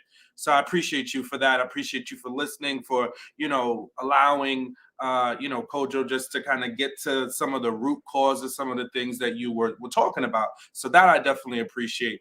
And I think, like, listen, when we started this men's panel, last year, I think the biggest idea was, and I think this is a great example of it, right? Is to allow men to be men, right? And to allow us to say how we feel. And I think, like, ladies, I hope you saw, and I think the real thing here is, like, we can disagree, right? And some of us are going to come from different perspectives, but 9 times out of 10, if you got a reasonable person, we going to hear each other out. That sometimes you got to let it get a little cringy. So respect to you, Coach, for letting it continue, because it needed to get a little cringy, but we got to a better place where we could understand each other better, right? And I think men need to be able to do that, because we don't communicate like women. We don't, and we shouldn't, because then we wouldn't be who we are. So you gotta sometimes allow us to flesh it out. Don't just, knock us down and discount us, because there is value in all of us. Most of us, I will say, not all of us, dudes out here doing stuff, and we need to ignore them, right? But for the most part, there's valuable things in us. You just have to find that way, right? So I think, like, this was a good example of that. And sometimes it's harsh. Sometimes it's gonna, because we don't know, right? Because if I hadn't been to therapy, which I have been, there's certain things that I might not know about why I move the way I move, or why I talk the way I act, or why I react the way I do in certain situations. And sometimes we got to be able to flesh those things out so we can do better. And ultimately, that's going to have us have better outcomes in our relationships, similar to what you shared, right? Listening to your wife and learning how to better communicate has made for a more effective, healthy relationship, right? And it works both ways. You know what I mean? It works both ways. Like, y'all got to be able to listen to us. Sometimes you're like, yeah, this joker ain't talking about nothing right now. Just hear us out. Give us that space to talk, and then you can ask some questions before assuming. So I think if you want our truth, be prepared to hear it. Sometimes it might not be exactly what you want to hear, but don't just throw the baby out with the bathwater. Hear us out, ask some questions. Now, if you don't get to a point where, similar to what Bruiser did, or similar to what some of us do, where we're listening versus talking, then yeah, that's a brother that's not worth your energy. If you can't listen, if you always have to be in a talking position, and I know y'all were, busting my chops because I was quiet, because sometimes you just got to listen. Sometimes you just got to be in a position to hear. Sometimes there's things you just don't, you can discount, you can move on from. You know, somebody's talking, there's not everything that's going to connect with you, and sometimes it's not meant for you to connect with it, right? But I think that I love that about this. I love that about these men's panel conversations, which is why it's an important part, you know, of my Sundays, is that we have to. Communication is the foundation of relationships. And don't assume that women communicate better than men. I don't agree with that. We communicate differently, right? So we need to give each other space and room to communicate, right? So again, y'all have me as stitches in the comments, some of them. But you know, listen, I thought this was such a valuable, great conversation. And just an example of how we need to be able to tell our truths, right? And before you wrap up, Sean, I want to ask you a question. You went to therapy, and I want to ask why you went to therapy, because I think that's a really important question, just for anybody out there. Like, why did you personally choose to go to therapy? Sure. What tripped that? So my first experience with therapy was when I was married, right? And we did a proactive approach, and you mentioned about being a stepfather. So I was and I still am, although we're no longer married, I'm still a step parent, right? I still have relationships and communication with my step kids. And going into that, I knew there was some level of work that was going to be needed for us to have good dialogue and to have a foundation, right? So that is what led me there. And then ultimately, as we encountered issues and challenges in our marriage, we decided to go into couples therapy together. Then once our marriage ended, I knew for myself that there was some work that I wanted to do to heal from that situation, coming out of it for myself, right? Because I could easily look at all the things my ex-wife did and blame her. And yeah, do I feel like there's some things she could have, should have done differently? 100%. And she's not a stranger to what those thoughts are, right? But I do know my role. I do know what I played in it. And I needed to come to a level of resolution on how I got there and how to make better decisions going forward, right? So that was my path to therapy, and which is why I did it. And listen, hey, when I took those vows, for me it was to death do us part. So to be at a point to end my marriage took a lot out of me. And am I a strong man? 100%. But I'm not going to sit here and lie and tell you it wasn't the most difficult thing I've ever had to do in my life. It was. So that work needed to be done. I would be foolish to sit in here and say like, okay, I'm just going to scrape myself off. And I had some friends that was like, bro, just get right back out there. You got a lot going for yourself. You don't have any kids. Just swing back in there. Yeah, for me, I heard that. I'm like, yeah, that might work for you. But if truth be told, I know myself, and that's not the route for me to move forward in. I gotta heal. Because otherwise I'm gonna take this toxicity to this energy and I'm gonna transfer that to somebody else. And that's never a good scenario, right? So for me, I'm always about principles. I'm always about, my character. That's more important to me than slaying a bunch of chicks, like, look, could I do it if I wanted to? Of course, but that's not what I'm about. And that's not what I've ever been about for the most part, in my grown man time in life. So that's it. Appreciate that. Thank you very much, Sean. Trey, a lot's been said. Sorry. Oh, what was that? I need a specific question because we've been going round. There's no question. Back down in memory lane, finding out about our childhood selves, and it's important. Don't get me wrong, because I think that's what this is what this is truly about. two men, group of men coming together, having differences, talking about those differences, asking questions to each other to better understand one another, and then building looks like a friendship out of it, an understanding of one another. Literally coming together and finding solutions to be on one accord. At least have a better understanding of each other. That's what is important, especially when men dealing with other men. It doesn't have to be confrontational. Well, sometimes it's going to be confrontational, but how you deal with that confrontation says more about you than anything. How do we speak to one another? It doesn't have to be all contentious. We can get riled up and disagree, but at some point in time, someone or both of us have to grow up,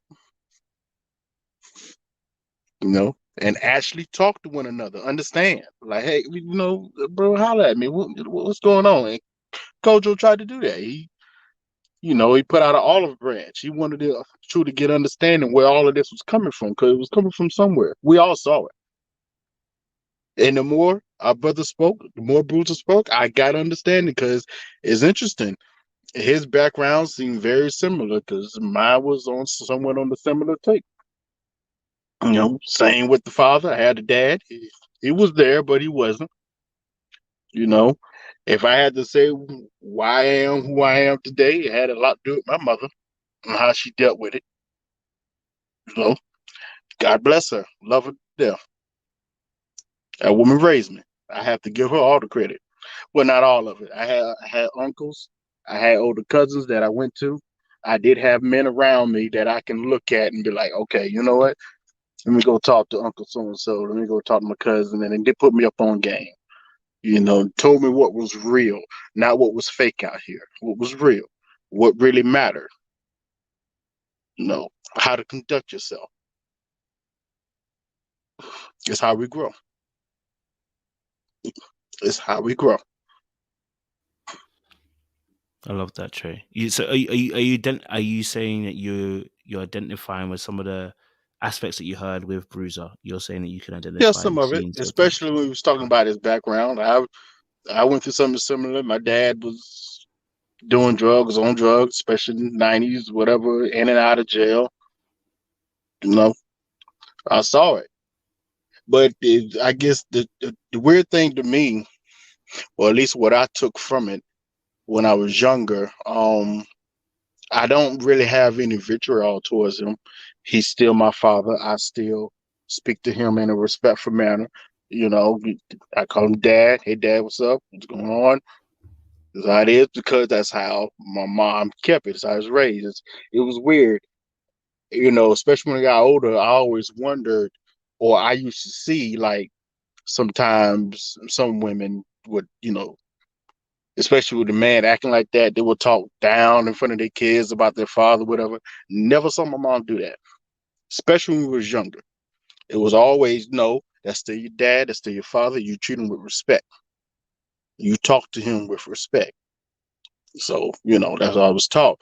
But when we got older, and they didn't get divorced until me and my sister were teenagers. I was like 16, 17 when it happened. And I'm not going to lie, by that time, me and my sister started to see things. And, we asked her mom, like, Mom, why are you staying? Why are you still here? And she said something to me, don't know if I understand it. I don't know if I fully agree with it, but my mother is a very religious woman, very religious woman. We had a strong background in church. We was in church, we was in church.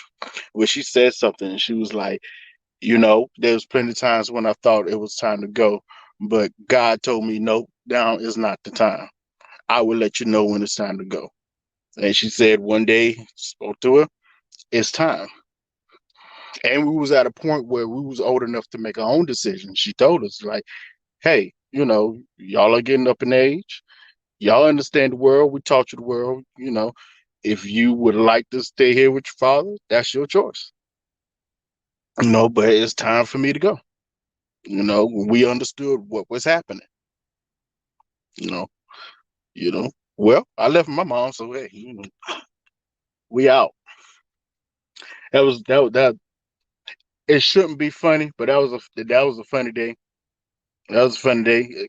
My sister, um, I think she always wanted to be a daddy's girl, and she never really was a daddy's girl. So she took it a little differently than I did. But I do remember the day when our dad came in the living room. It was during the summertime, so we weren't in school.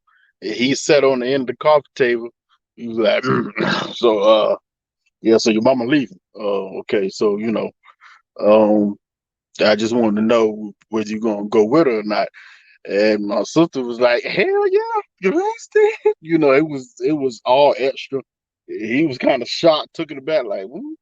I respectfully say I do think I would be leaving as well, sir. I was respectful about it. He left for a minute. I could tell he was a little affected by it. He left for a minute. He came back, and he gave us the spirits like, "You're still my kids. I still love you. I'm always going to be there for you." Yada yada yada.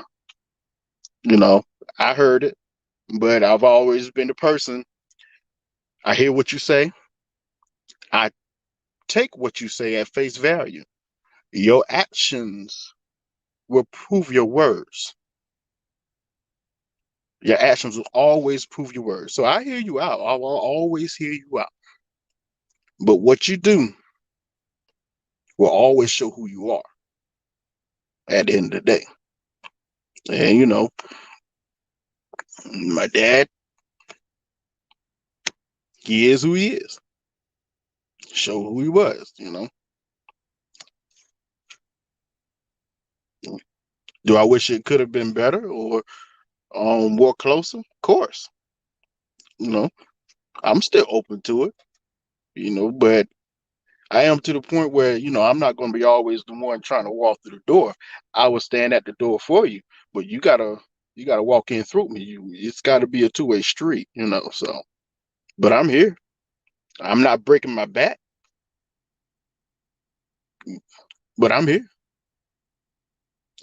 I have my own son, and I try not to make the same mistakes that was made beforehand.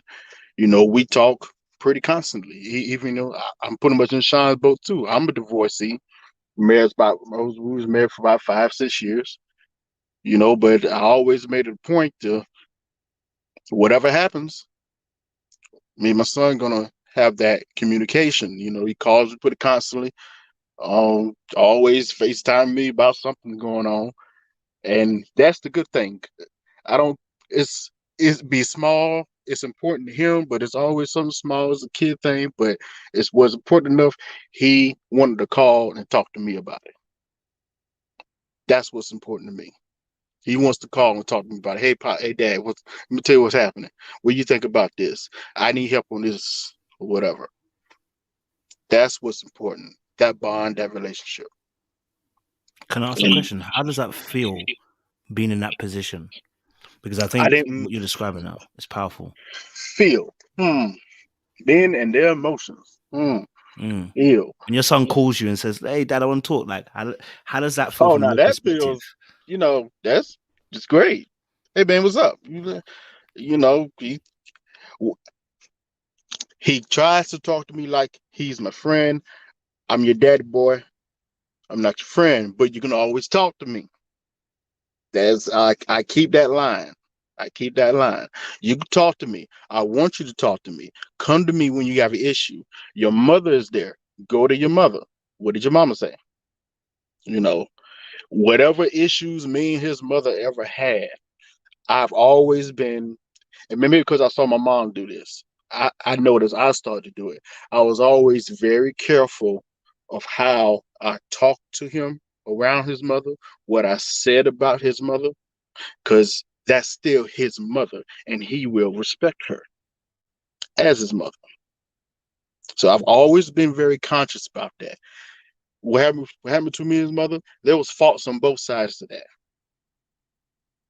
But him as a child growing up, that's not really his responsibility to know his mama faults or whatnot. Now, as he gets older,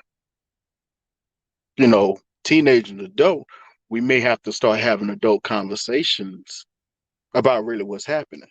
And I've talked to her about this, like, hey, we're going to be honest, we're going to be real about it. There ain't no sense of sugarcoating it, but we're going to be respectful. And me and her had to get to that point. It didn't just happen right away.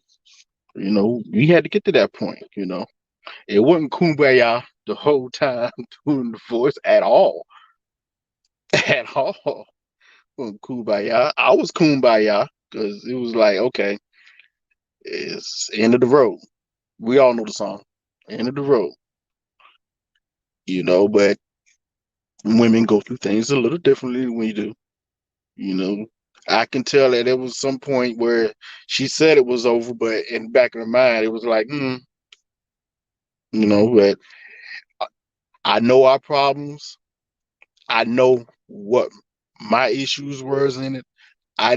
When people ask us why did our marriage end, it was, to me, very simple. She had to come to agreement with it. The communication, just pure communication, broke down between two people.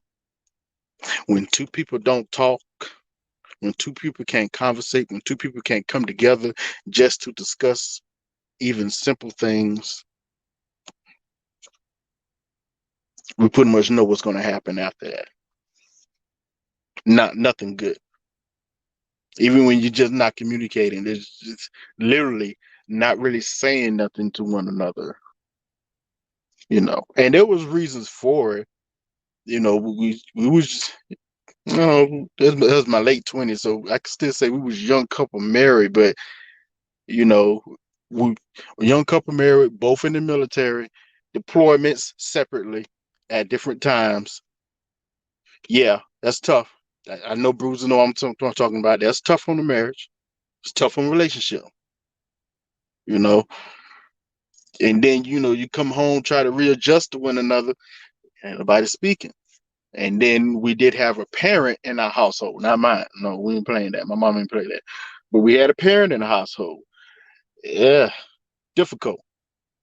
Difficult for a couple that's just married. That's, you got outside sources speaking on what's going on. It's supposed to be our household. Getting in the middle of things, it's hard. It's difficult to navigate, so yeah, it was I'm holding back a lot because there was a lot. I can tell a story. I can tell a story about it, but you got a question. Less of a question, more of a I want to say, because I think Bruce, you also were you deployed as well, Bruiser? Were you in the military? Yeah, man, I was deployed, but that was my what I'm about to say might push us long. I know you got to wrap it up, but that was my first marriage. My first marriage, I had got married at 21 years old. I was young. I guess you could say it was more like a way to get more BAH or get BAH back then, right? When you got married, they give you extra housing allowance and stuff. Yeah. And my first marriage, my wife was deployed. She deployed twice back to back. First for 12 months, second for 15 months. Out of 2 years of marriage, I only got to see her 3 months. Knows what the 2 R&Rs. As a 21-year-old, any deeper, huh? Before you go any deeper, I don't want to ruin it. I don't know if you're free next week, Bruiser and Trey. I would love to get a perspective from both of you because I think there are a lot of men who are also deployed, a lot of women who are deployed, and dealing with marriages and relationships. I would love to know perspectives on what your experiences were. I think there's a whole lot of men out there and women too who are all, I've seen some in my chat. They're deployed or they've gone to the military, whatever. I would love to have some of your experiences next week for our panel because I think this would help a lot of people.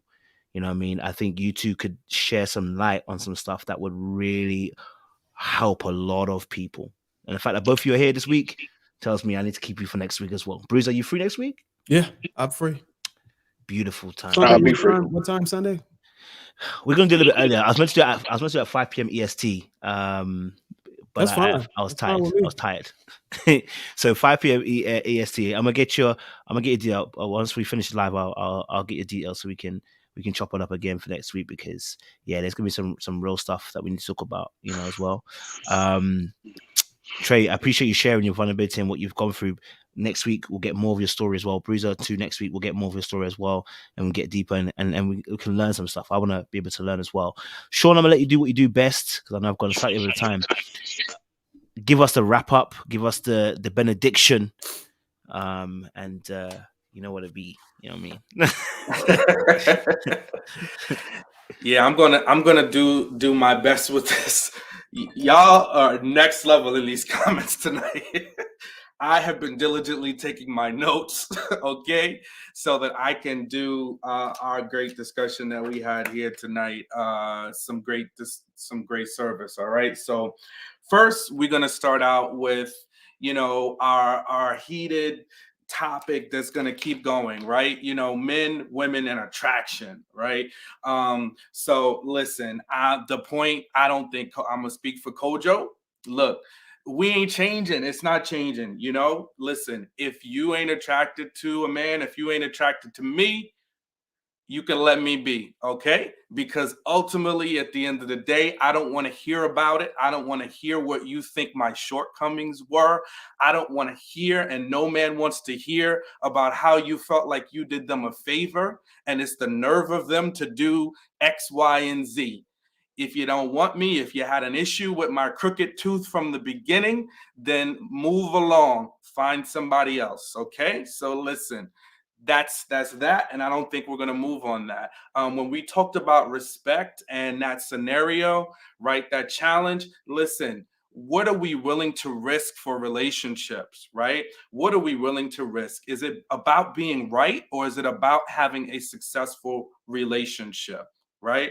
Are we willing to sacrifice and drive looking in the rearview mirror, or do we want to drive looking through the windshield? Do you need to check back in with an ex to make yourself satisfied, to get closure, or is it more important to be prosperous and happy in your current relationship? So think about that. Think about what you think a successful marriage looks like. If you want to be married, what does a successful marriage look like? And it is about the two of you. Remember, forsake all others. That is important, right? So also selflessness, right? We have to enter into our marriage with a level of selflessness, not selfishness, selflessness, right? So if I am selfless, I am putting my needs before yours, and you are doing the same. If we are operating in that fashion, we are going to have a much more successful marriage. There's a great book that's coming out. It's We Before I think I'm jacking up the title. I'll get a better one. But the ultimate thing, it's the we, right? We need to focus on the we in our relationships, not what I need and why can't I and you don't trust me. It's the we. What's the greater good in your relationship? And ultimately, as we heard in the end about, can men speak their truth? Yes, we can. But our hope and our desire as we enter into relationships with you women is that you listen to us, right? You give us the space to hear what we have to say. You give us the room. You listen first, ask questions later. That would be the order that we would ask as we are sharing with you, right? Listen to us first, give us the benefit of the doubt. And if something doesn't jive, ask us questions, get to the meat of the matter. Back to you, Coach. Great breakdown as always, benediction. Sweet as it needs to be, Sean. Thank you very much.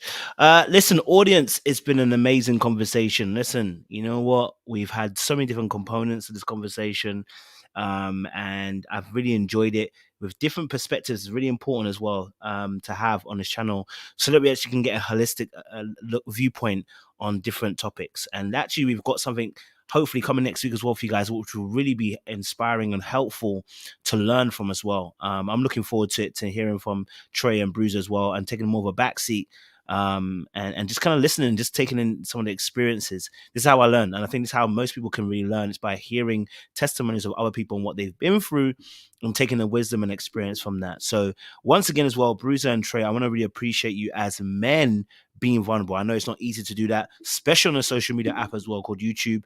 And I appreciate the vulnerability that you showed, the strength that you showed in doing that as well. Audience members, thank you as always for turning up and showing us out and giving us love. We'll be back here next week, 5 p.m. sharp this time, EST. I promise you I won't be asleep. As long as I'm not sick, I'll be all right. And we'll be back here at the appropriate time as well. So honestly, it's been a great time. We'll see you again next week for another enthralling show as well. All right. Much love and much appreciation. We'll see you again very, very soon.